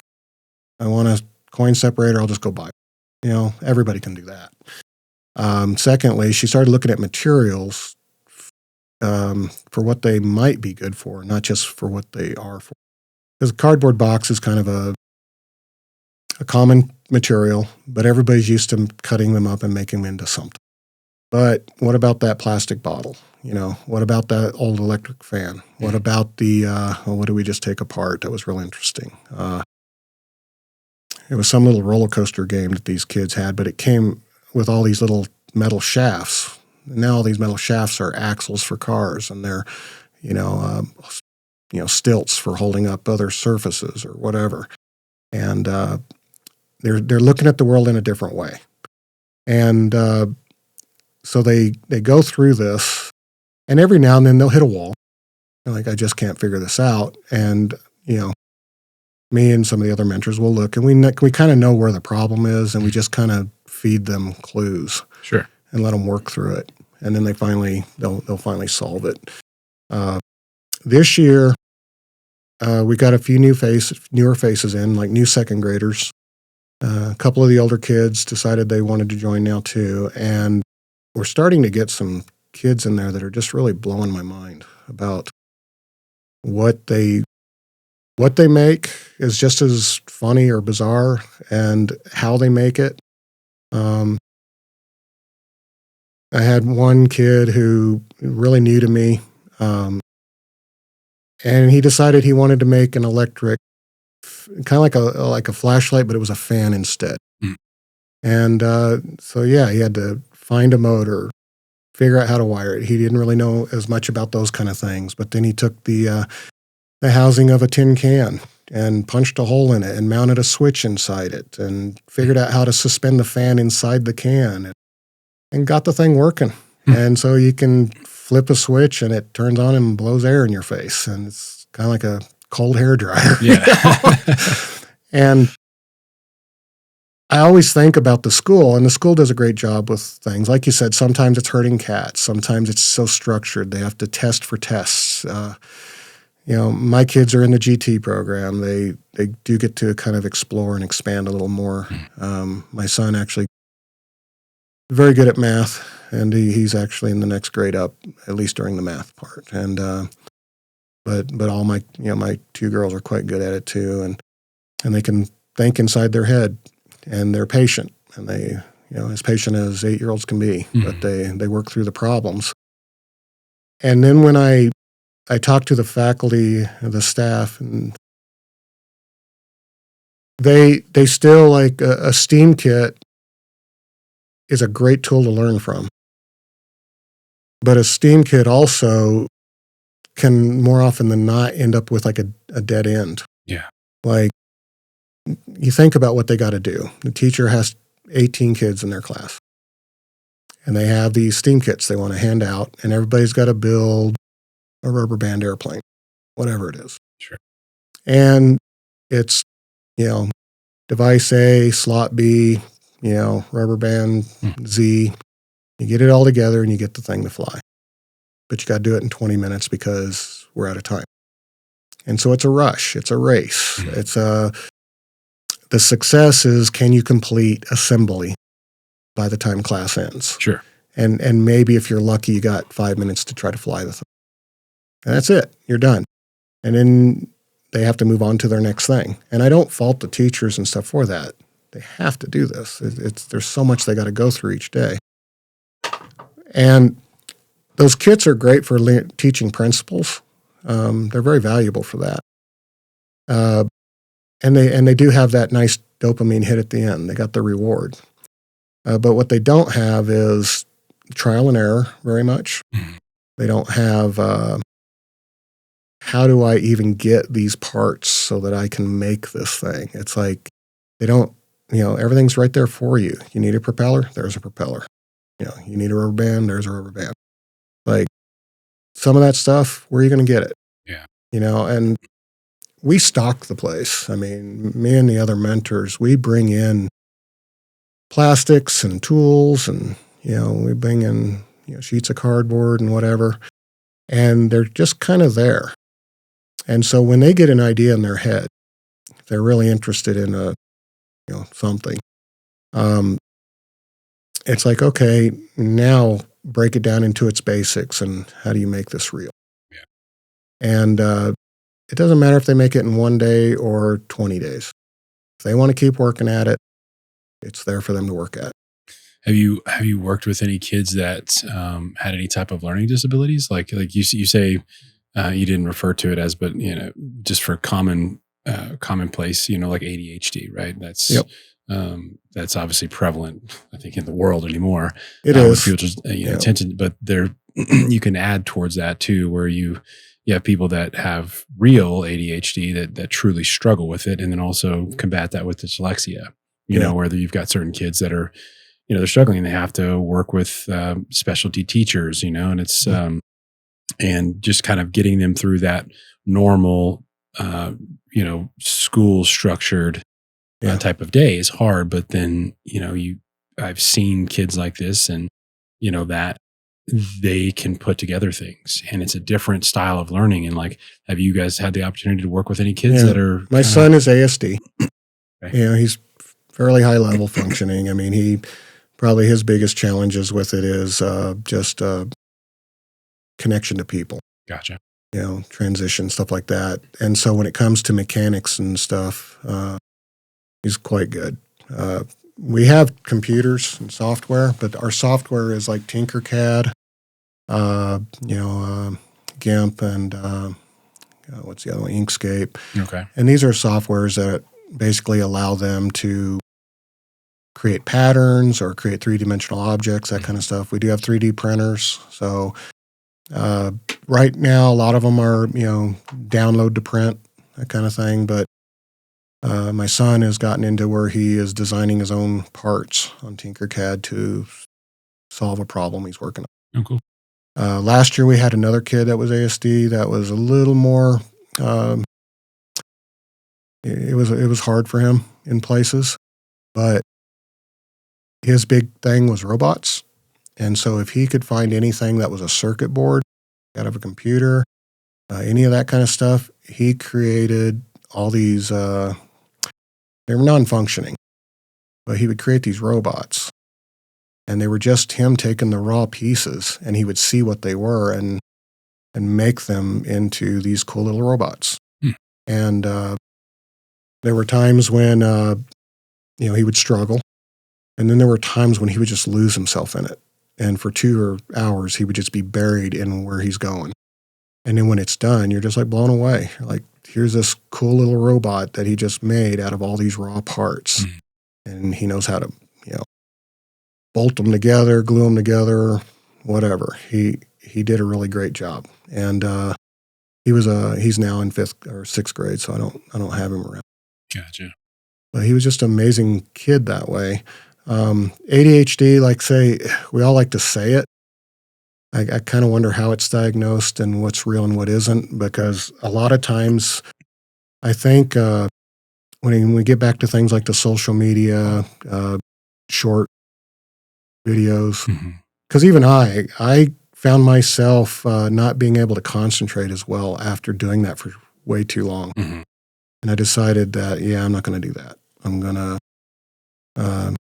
decompress digitally. And so I got into e-readers. I try to read books more. I try to think again and not just consume. Yeah. That's kind of how I felt about it. And then I started realizing it's like, I'm basically going back to my childhood. This is what I did for fun. And so I'm kind of married to that now. I like it. And so these kids, I kind of see that in them too. Everything is a rush. We're teaching this to them. We're teaching rush. We're teaching instant gratification. We're teaching that the only good outcome is the outcome where it works and I get a good grade. And we don't grade, so that's not something that we don't have to measure that. But I can remember when things would fail, more often than not, one of two things would happen. But usually it was, it don't work. Throw it in the corner, throw it in the trash, and maybe I'll do something else. And it was just sort of like a one and done. They wouldn't try to understand what was actually happening in front of them. And that takes a moment. Got to kind of slow down, think about it, stare at it, wonder what you're missing. Maybe you need to understand the subject better. I encourage them. We go to YouTube and we find other people who have already done this and watch them, experiment. Yeah. Break down the part that keeps breaking. Forget the rest of the project for just work on that one little piece. Get that to work. Why is that not working? If that works, then maybe the rest of it. Sure. And so in this last year, I've been getting more teachers making comments about their kids. They say, the kids that come out that are at ACME are, they concentrate more. They're more quick to actually try to understand what's going on as opposed to just, did I get the right answer? Sure. Which is cool. I'm really happy that that's happening. It wasn't something I was expecting to experience. I call it ACME. It's kind of fun for us. Is the mascot at their school is the Roadrunner. Gotcha. So I did ACME. Wile E. Coyote were the alter ego, the arch nemesis, and so they really do come in there to approach everything different. Sure. And like Wile E. Coyote, he never quit, even as busted up, as smashed up as he is. So they kind of get it. And so the school has been very supportive. From what I understand, we were the first to do it in 9R, and then all the other schools are now doing it, are going to do it. They're working on it. A few of the teachers have contacted me to ask me what I was doing. But then they chose not to do it to our school. They just wanted our program to just keep going. And they weren't going to step on that. Yeah. I thought that was kind of nice of them. That was cool. So we'll see how it works. Yeah. We have fun with it. I think it's very valuable. I just think kids should see the world not as just a place where you want something, you buy it. You want something, you turn it on. You want something, you ask mom and dad to get it for you. Sure. It's just struggle a little bit. Yeah. Go through the, I tell my son, if you want nice things, you have to do hard things. Mm-hmm. Basically, I didn't make that up. I stole it. It's all good. Half of what we say is, we steal most of it anyway. Yeah, but I believe in that. It's like almost everything that I have that I like, I had to do hard things to have it. Mm-hmm. And I can remember when they were a little younger and they kind of transitioned to that, well, I want such and such. And I'm like, okay, well, what is it? Tell me what it is. My son got fixated on magnetic balls one year. Mm. He just wanted them so bad. Like, great. Tell me more. Just because you want them doesn't move me. Sure. Yeah.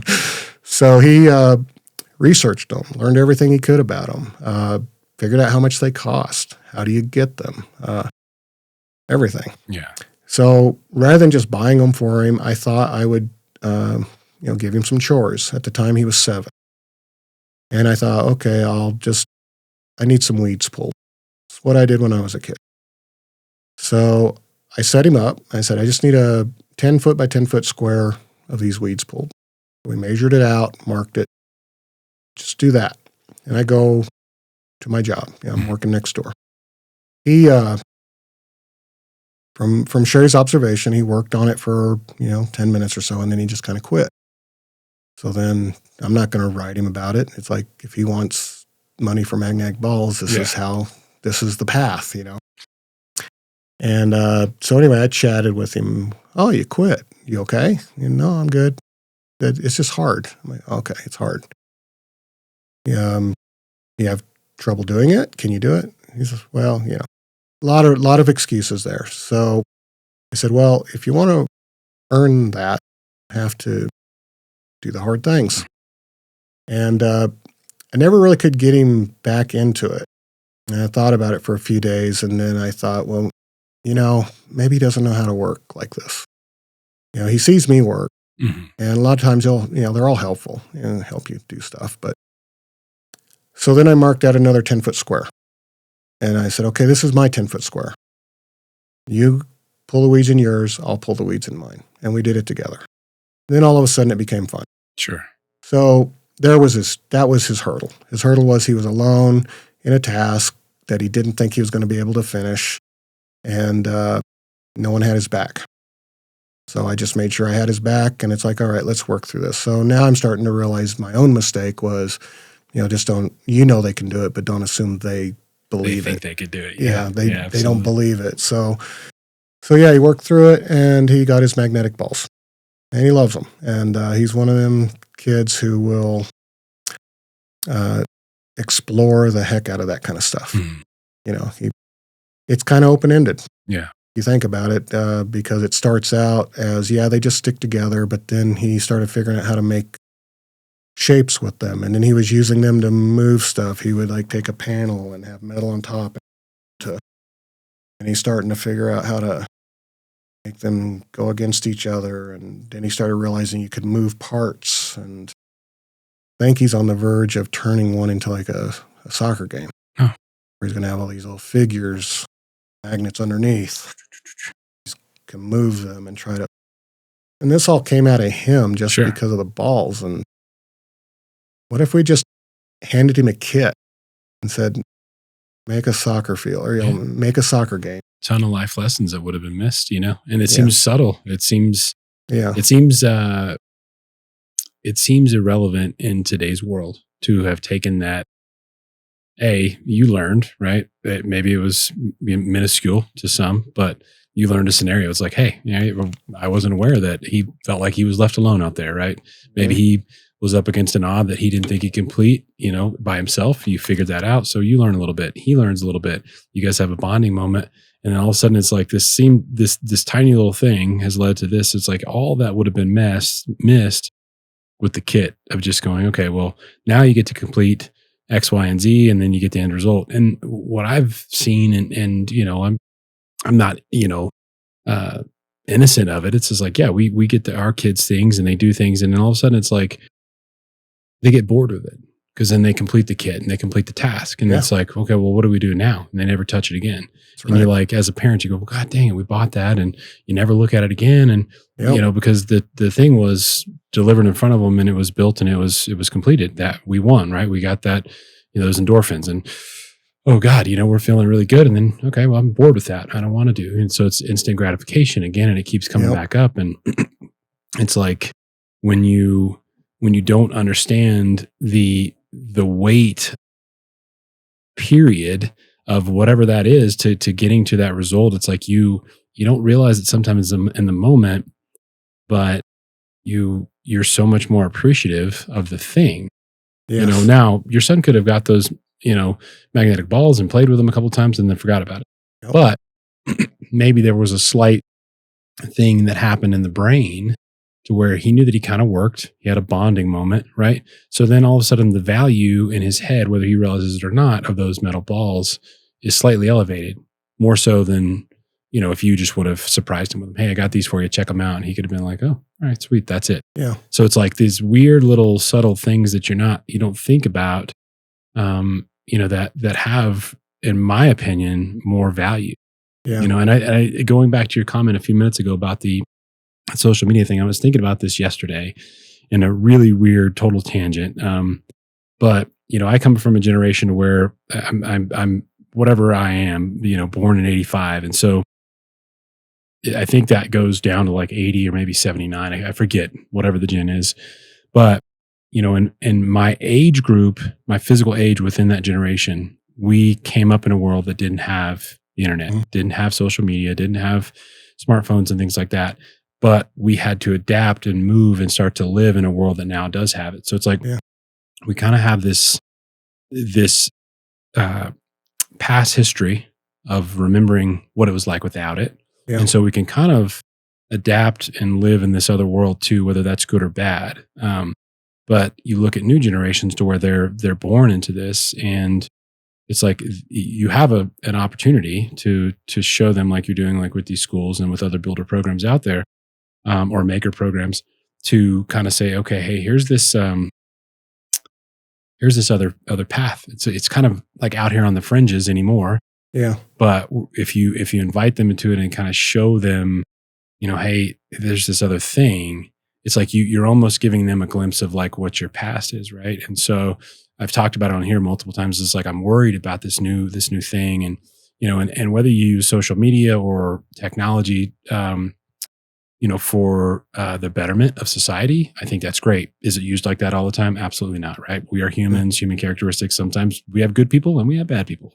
But it's like if you can introduce a newer generation into, like you say, anything that you want, has a little bit of pain behind it, Yeah. right? And it could be minimal, it may not be physical, but the appreciative level and the value that that's going to kind of subconsciously hold, I think will carry them towards that next step. And it gives them a tiny little sliver of a glimpse, right? Yeah. And if we layer and layer and layer and layer and layer, hopefully as parents, we can then put them into a better position of being able to tackle Yeah. these situations and these scenarios in life that are inevitable when they're out of our nest, Problem so to speak. solvers, You know, yeah. it's like you're never going to always have the directions. You know, No. Ryan and I talked about this. Like he was like, man, sometimes I just feel like I'm failing as a parent. I'm like, here's the deal. We both landed on the notion that like, hey, there's no rule book, man. Right. Nobody created it. If it was a how-to, like, you know, an actual true, like you connect A to B and your kids grow up and they're going to be a doctor, everybody would follow that. But that's not reality. No, they throw curveballs at you constantly. Yeah. You have to adjust to everything, which I'm learning too. I mean, and thank goodness I am. I wouldn't want to be that stagnant person that's like, this is the way it's always been. This is the way it always will be. A funny note about the magnetic balls is I had to order them for him. He doesn't have a credit card yet. Sure. So, Dang kids. so I ordered them for him, but I ordered them we aimed them at Christmas. Okay. And I got the order in late. And so they didn't make it in time, and he was a little bummed about that. But I had the tracking number. And these things literally came from China. And so he painfully, for about 30, 40 days, watched these things on the tracking, slowly get from China, and then sit in LA forever. Yeah. And I think this was back when everything was like backed up in the shipping yards there. Oh, God. And they couldn't get anything in. And yeah, so he's watching his magnetic balls float off the coast of California for like a week. No. And he was so frustrated, but it was painful. They're young, their bodies, you know, they're springy, they bounce. Nothing hurts much for them on that point. Mm-hmm. But what does hurt is things like sitting still, waiting, not having the answer right away. Mm-hmm. Not having to go through supper to get to dessert. Yeah. This is what hurts for them. And so, yeah, that was actually quite funny watching him agonize over that. I wanted to shift gears a little bit because I promised I would talk about the adult version Of the Maker Lab? Yeah. I was going to ask you real quick before we jump. Yeah. So are you guys in conjunction at all, like with the Maker Lab that was at the Powerhouse and then is now in Bodo? Yeah. Or is there kind of any relation there? We are and were them. Okay. And this is probably a great segue for it. Before COVID, we were building up the space at Powerhouse, and we had a relationship with them there. And we were housed in the one building next door, the Carlton building.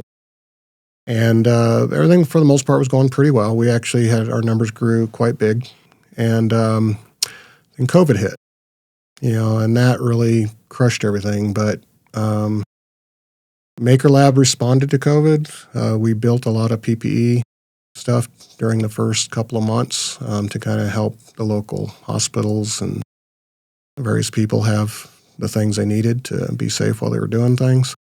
And that was a great response that many of us are, very proud of. But then we had to deal with the reality of how do we function during COVID. Mm-hmm.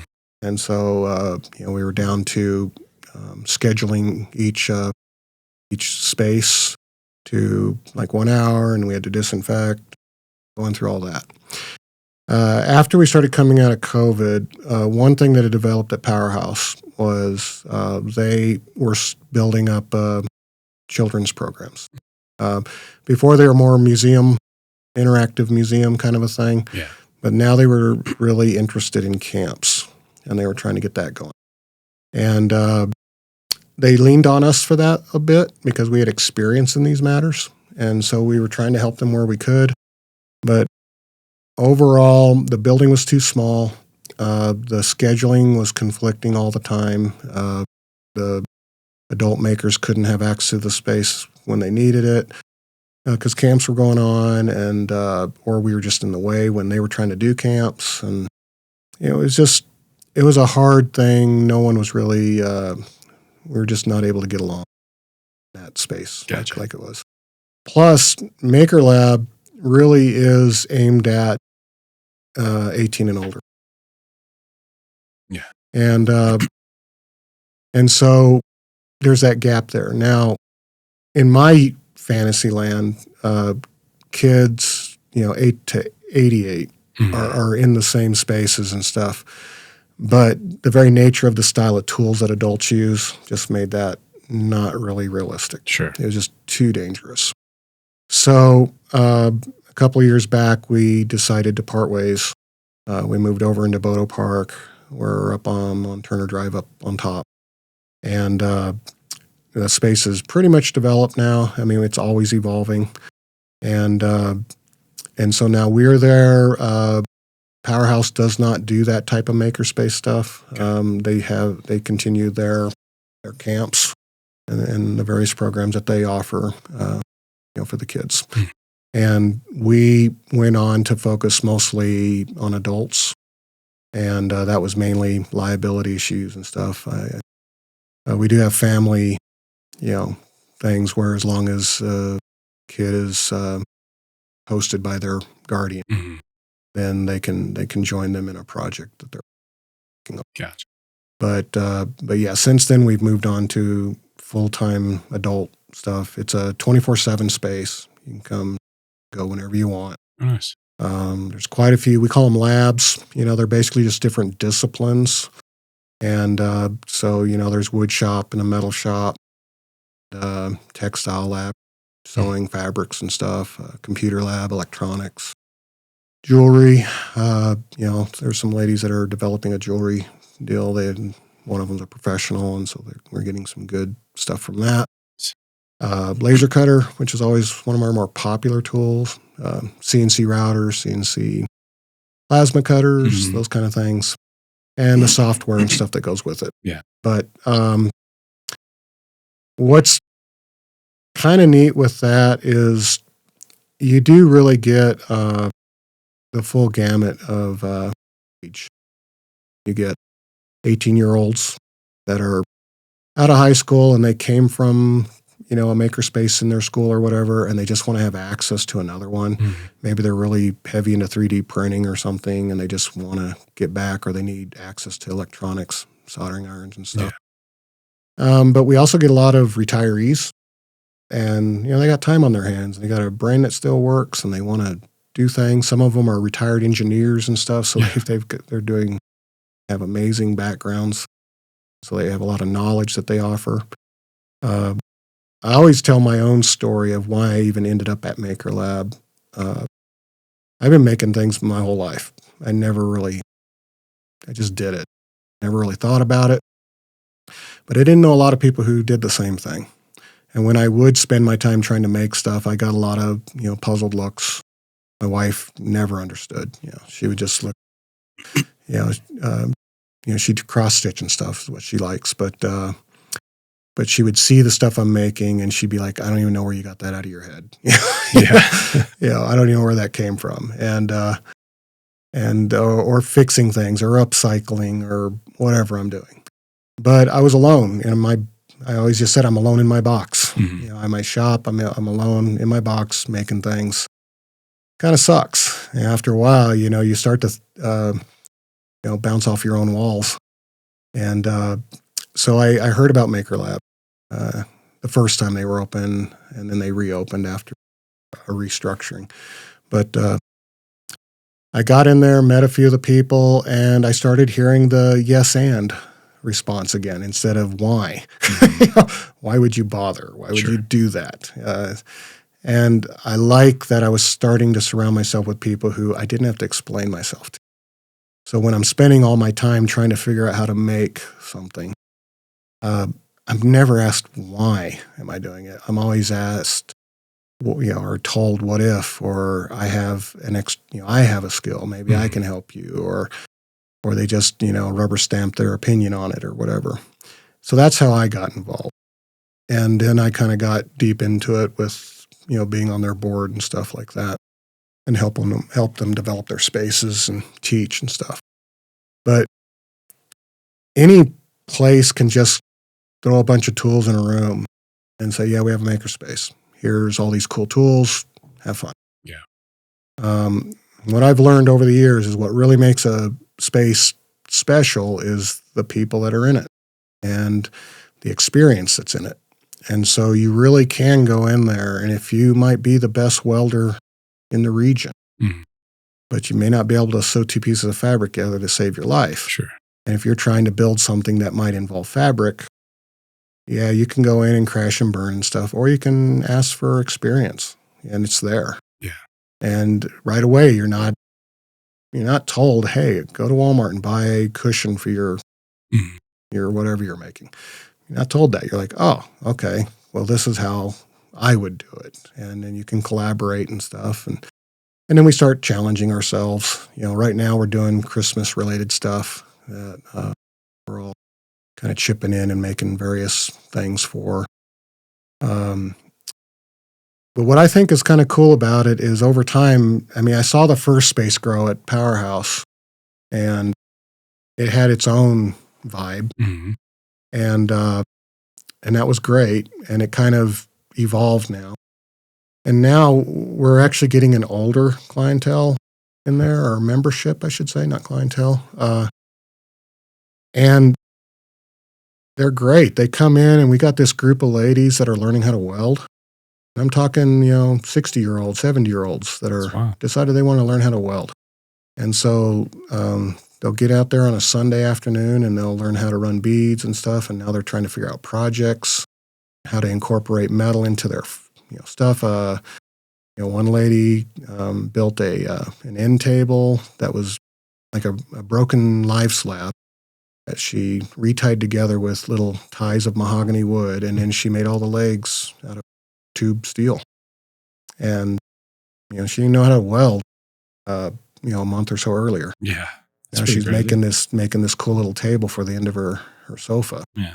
And that's kind of the spirit of it. It's just like, you don't have to pay an artisan to get what you want. Sure. You can just learn how to make it yourself. And if it has a flaw or two in it, it's okay. Yeah. You can highlight the flaw or hide it or brag about it. Whatever. This is my first rod strike, and it's got a big hole in the metal. Sure. And I can look at it every day when I drink my coffee. Yeah. So there's that kind of experience there. And then we got people that are like really into electronics or Arduino and Raspberry Pi computer stuff. And I'm just blown away by what everybody comes up with when they want to make things. Yeah. And it's kind of like a family.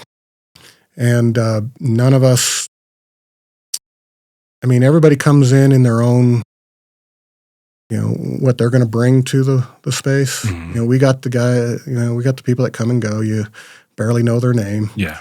They come in, do what they need, leave. Yeah. And then we got people that basically practically live there. Sure. And they want to. It's their family. It's an extension of it. It's their space, probably. Yeah. And it's just a great place to hang out. We have mingles every other Friday, so we can just shoot the bull. And are you guys funded through the memberships, or are you applicable for grants and things like that? Yeah, we are a 501(c)(3). Okay. We do get grants that have helped us immensely get some of the proper tools that we have. 3D printer, you said? Yeah, we have 3 of them. Oh, wow. And we have one of them that's a pretty high dollar nice one. Yeah. We just got a water jet, which is not a cheap tool. And it's, to be able to walk in and say, okay, the general public has access to a water jet. Can cut the sprocket for your bike. That's pretty crazy. Yeah. We have a CNC mill that will mill various metals, steels, titanium.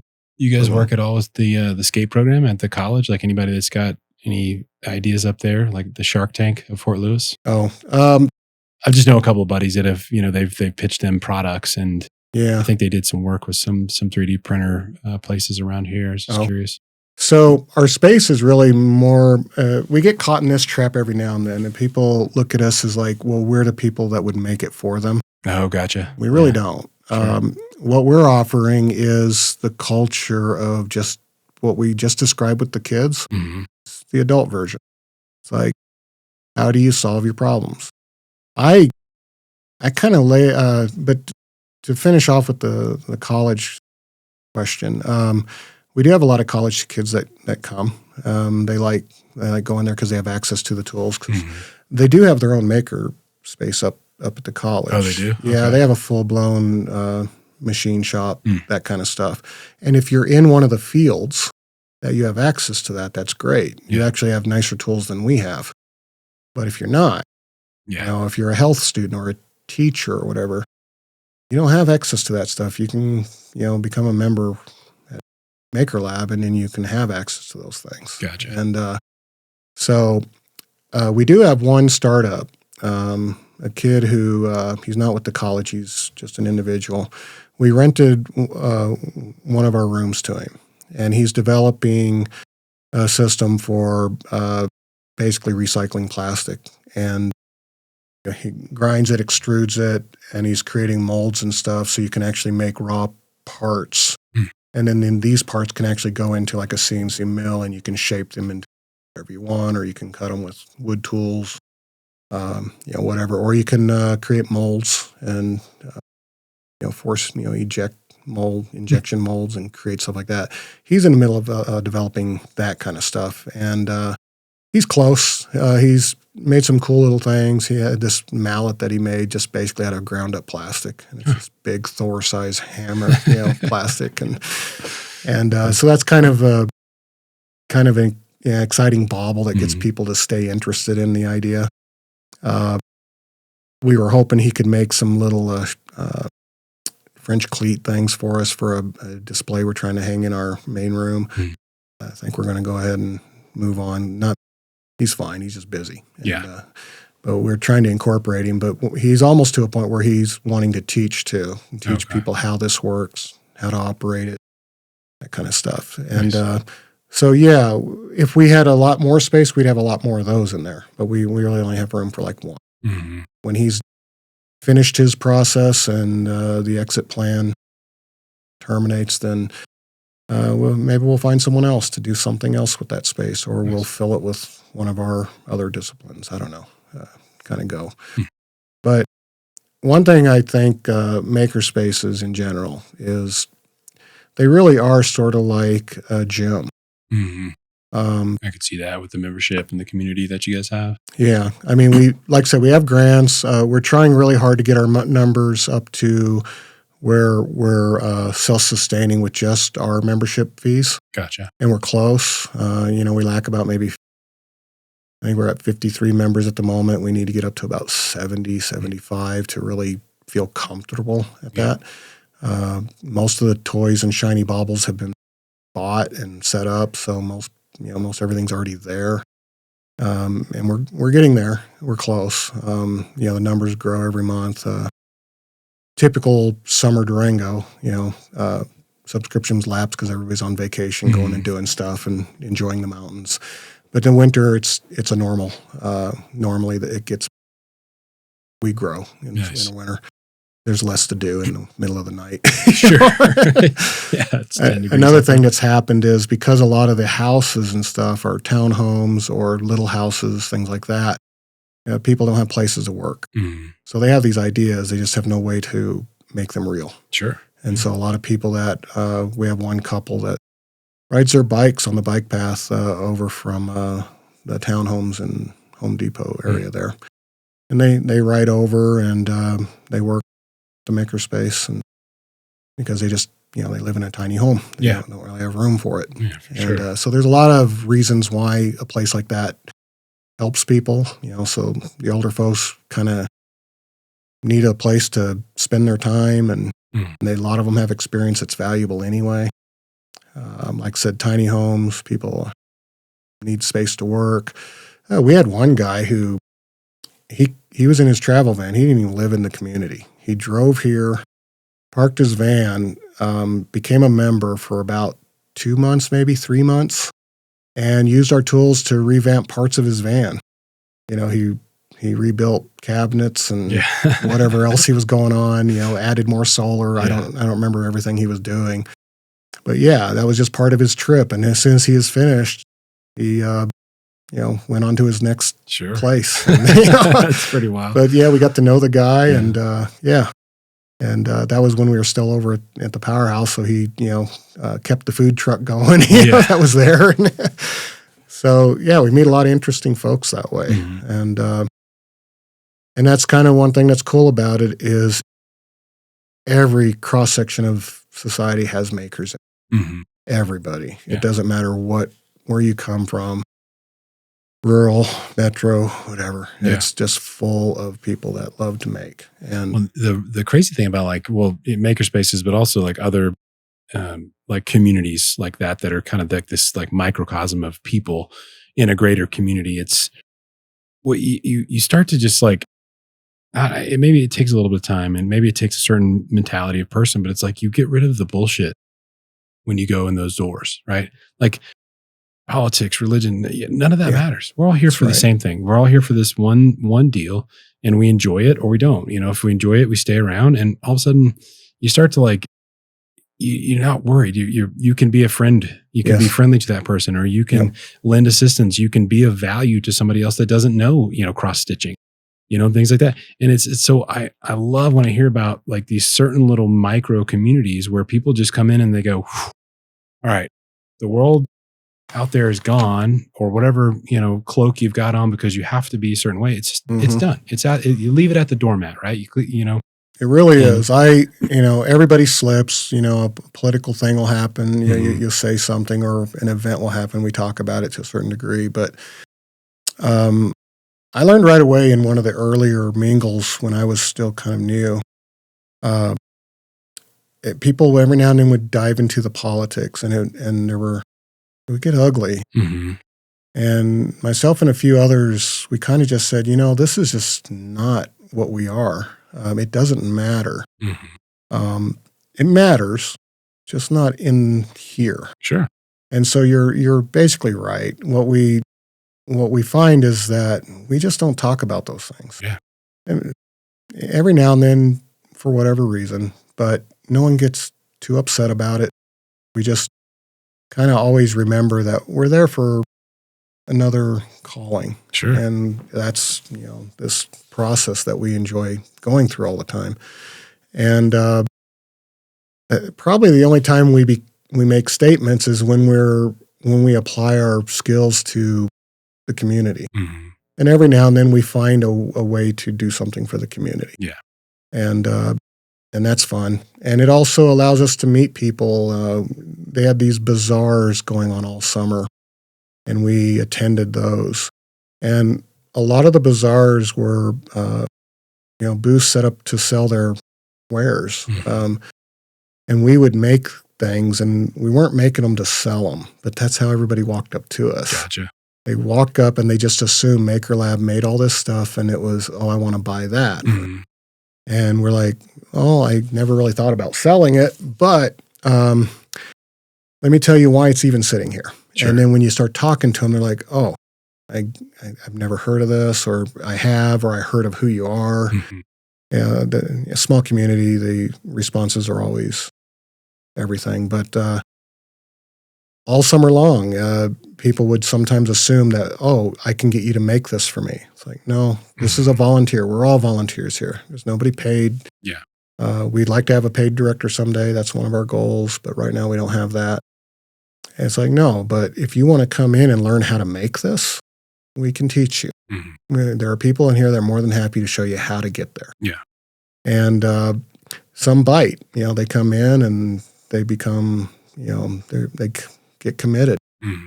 They come in and they really invest themselves into it. It's great to have them open their mind to that.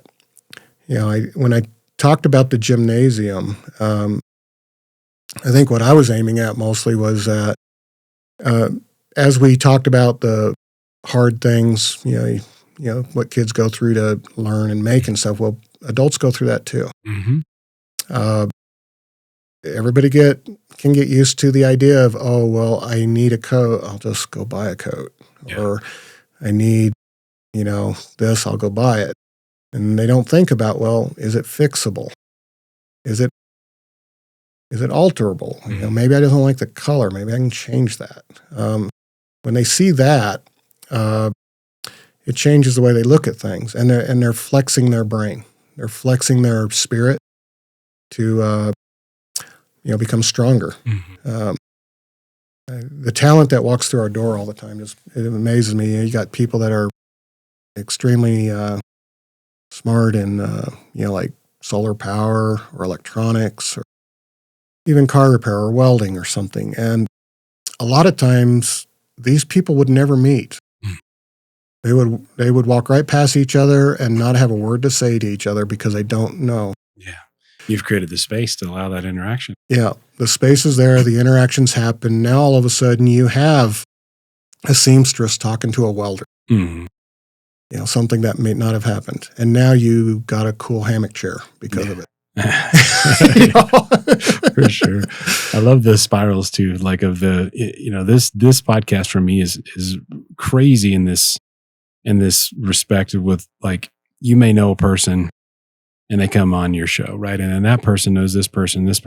And so it's like, I made a joke drunkenly with a friend of mine, but like, 7 degrees of bacon. Well, I think it's like 3 degrees of separation from Kevin Bacon, but I was hammered and it was funny. I'm eventually going to make a shirt out of that. But the thing of it is like it shows itself a lot more in a smaller community, but you look at the reach, like we just had Tate Fletcher on the show. That was from a guest that came on. And then, I reached out to, and people were like, how'd you get Tate on the show? I was like, it was, just the spiral of a connection. And I just kind of linked the dots. And then, like Terry, how many people do you know on Facebook that I'm not friends with, right? It's like always, you share 4 friends. And it's like, well, who is that?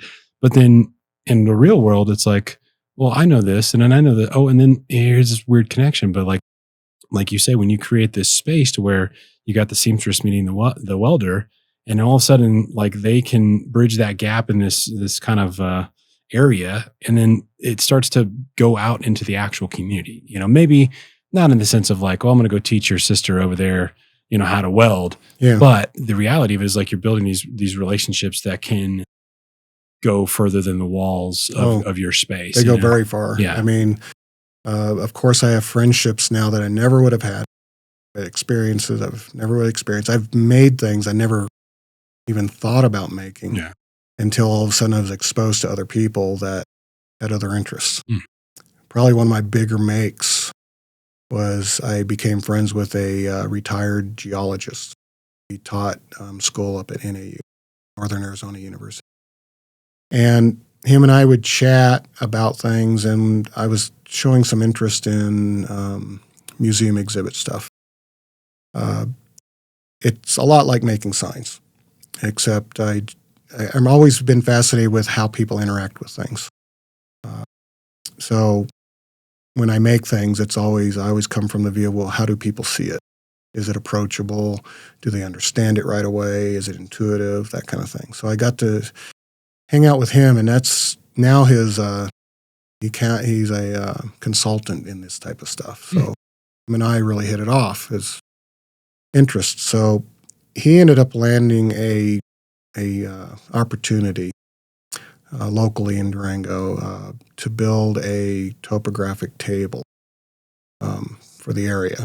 Nice. And what we ended up with was we made a 4-foot by 8-foot topographic table of the Animas watershed. And this thing spanned from the headwaters in Silverton all the way down to Farmington. And all the mountain ranges and everything that include it. So it had the La Platas, the San Juans, all that was in there. While we were brainstorming the idea, I'm more of a mechanical guy. Sure. So I figured out how to make the table itself. And there's this 3D table. What we ended up doing was, rather than just painting the table in the nicest U.S. Forest Service map colors, we created an interactive table that we laser projected the graphics onto the surface. So you have this 3-dimensional surface that would accept a live feed of projections on it. And so we could actually illustrate and animate on the surface. So something that we created was like the 416 fire was one of the illustrated. The Gold King spill. We had the path of the spill, the timestamp showing how many days it took to get from Old Kingspill mine down into the Farmington area. Of course, there's the watershed. We can gray out that area and show people where the watershed is. If a new event happens, hopefully a good one, we can show, the snowpack or whatever, or another fire if we get one, And so it's this live interactive table that doesn't get stale and boring in a few years because everybody's seen it. Mm-hmm. That's crazy. And it's over at the Santa Rita Park facility. Mountain Studies Institute funded it. And that was a challenge for me. I never would have built one without the money that backed it to be able to even do it. And also the partnership with Mike to even try. Sure. And he took care of the GIS information and how to project, and he sorted that part out, and I built the table, and it was cool. Enjoyed it. And we got other offers now to make more. I may or may not. Yeah. I actually do want to make more of them, but I'm still shifting, and Sure. I don't want to screw things up in that process. Sure. And so we're slowly working our way towards maybe doing those kind of things. But again, never would have happened if I hadn't have been part of that. I would have never met those people. I would have never met any of them people. I would have just been that guy in the box out in the dry side. Sure. Yeah. Yeah. Yeah, I mean, the crazy guy making loud noises. Yeah. So, but yeah, that's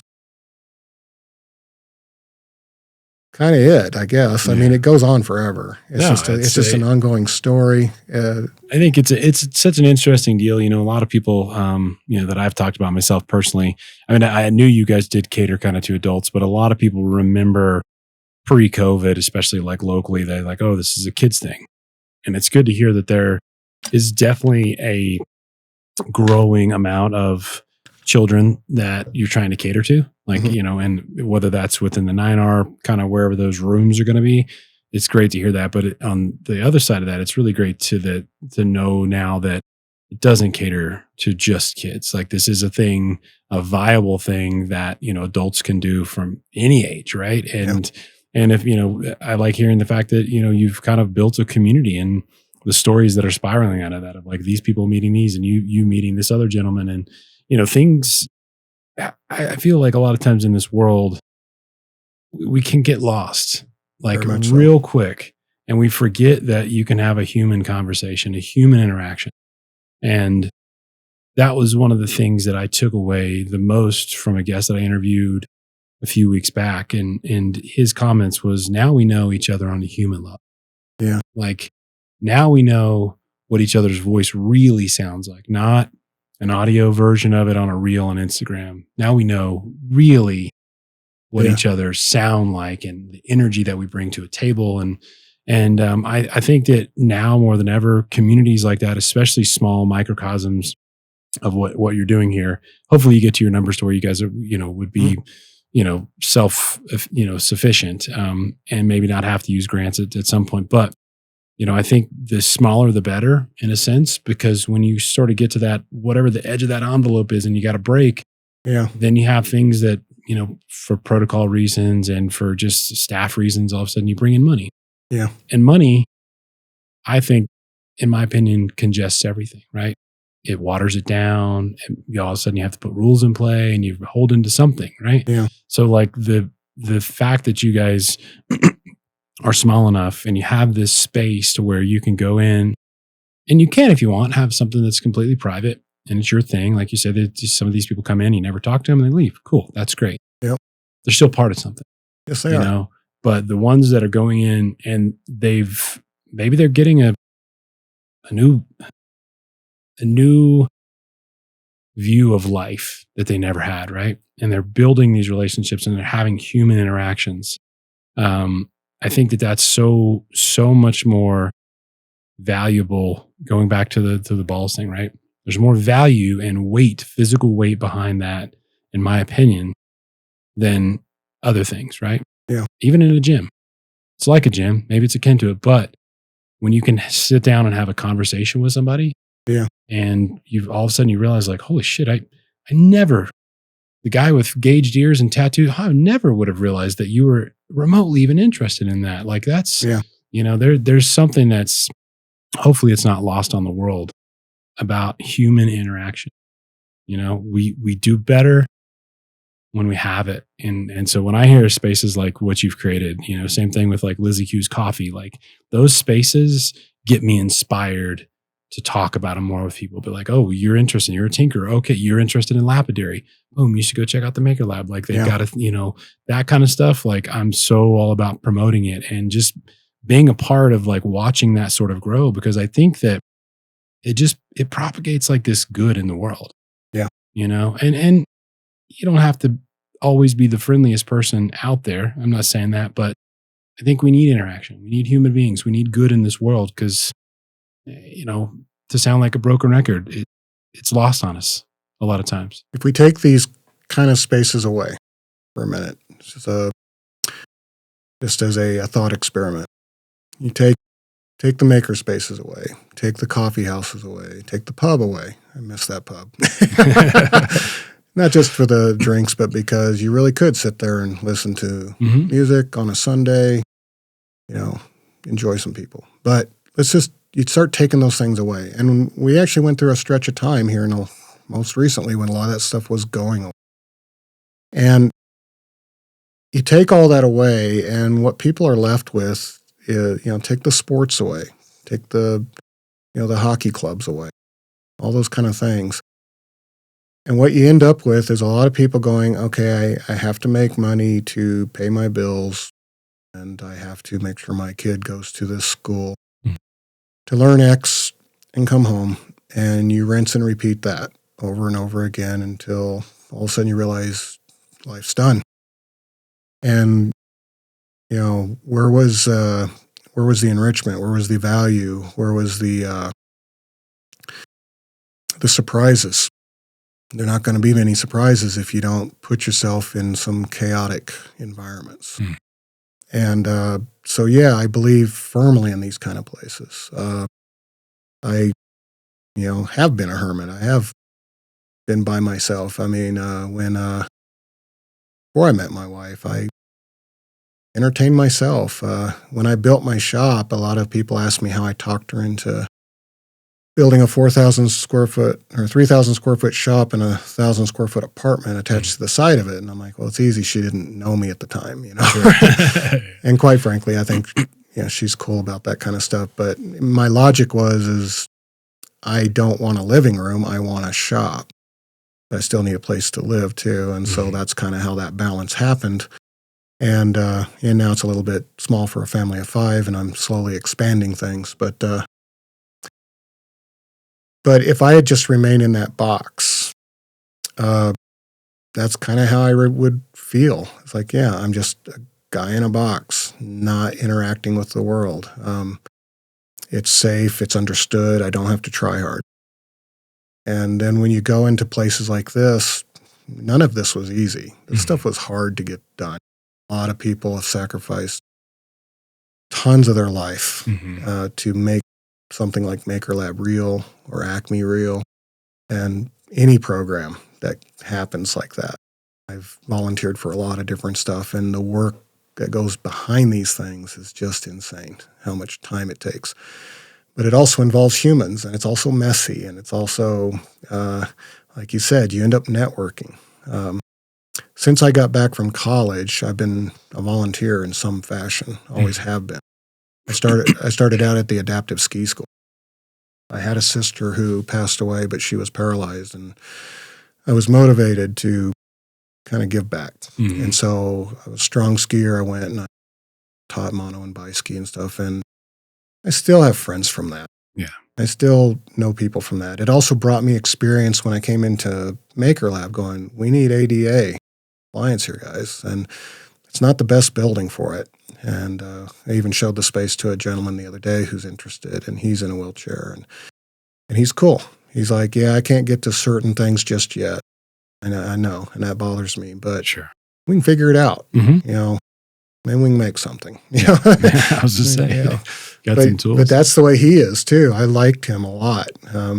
He is making a van, a travel van, and not just a van that lifts him and throws him in and, you go to get your groceries. A camper van. And he wants to be able to be mobile inside the van. So he's devising the way everything goes and how he has to maneuver himself. And I love that mindset. Mm-hmm. It's like, here's a gentleman who just got slapped with a really hard obstacle. And his answer is, I'm going to find answers. I'm going to work through it. Yeah. I'm going to find a way. And I love that about him. And so I'm looking forward to his membership as well and his fellowship with that. But that's just kind of how makers are wired. It's like, it's never really about, well, why can't you? So, well, why can you? Sure. Yeah. So there's got to be a way to figure it out. Have you ever felt? Are you listening? Damn.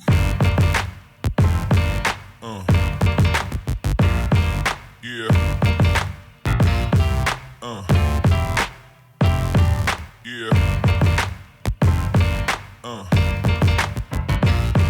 Yeah.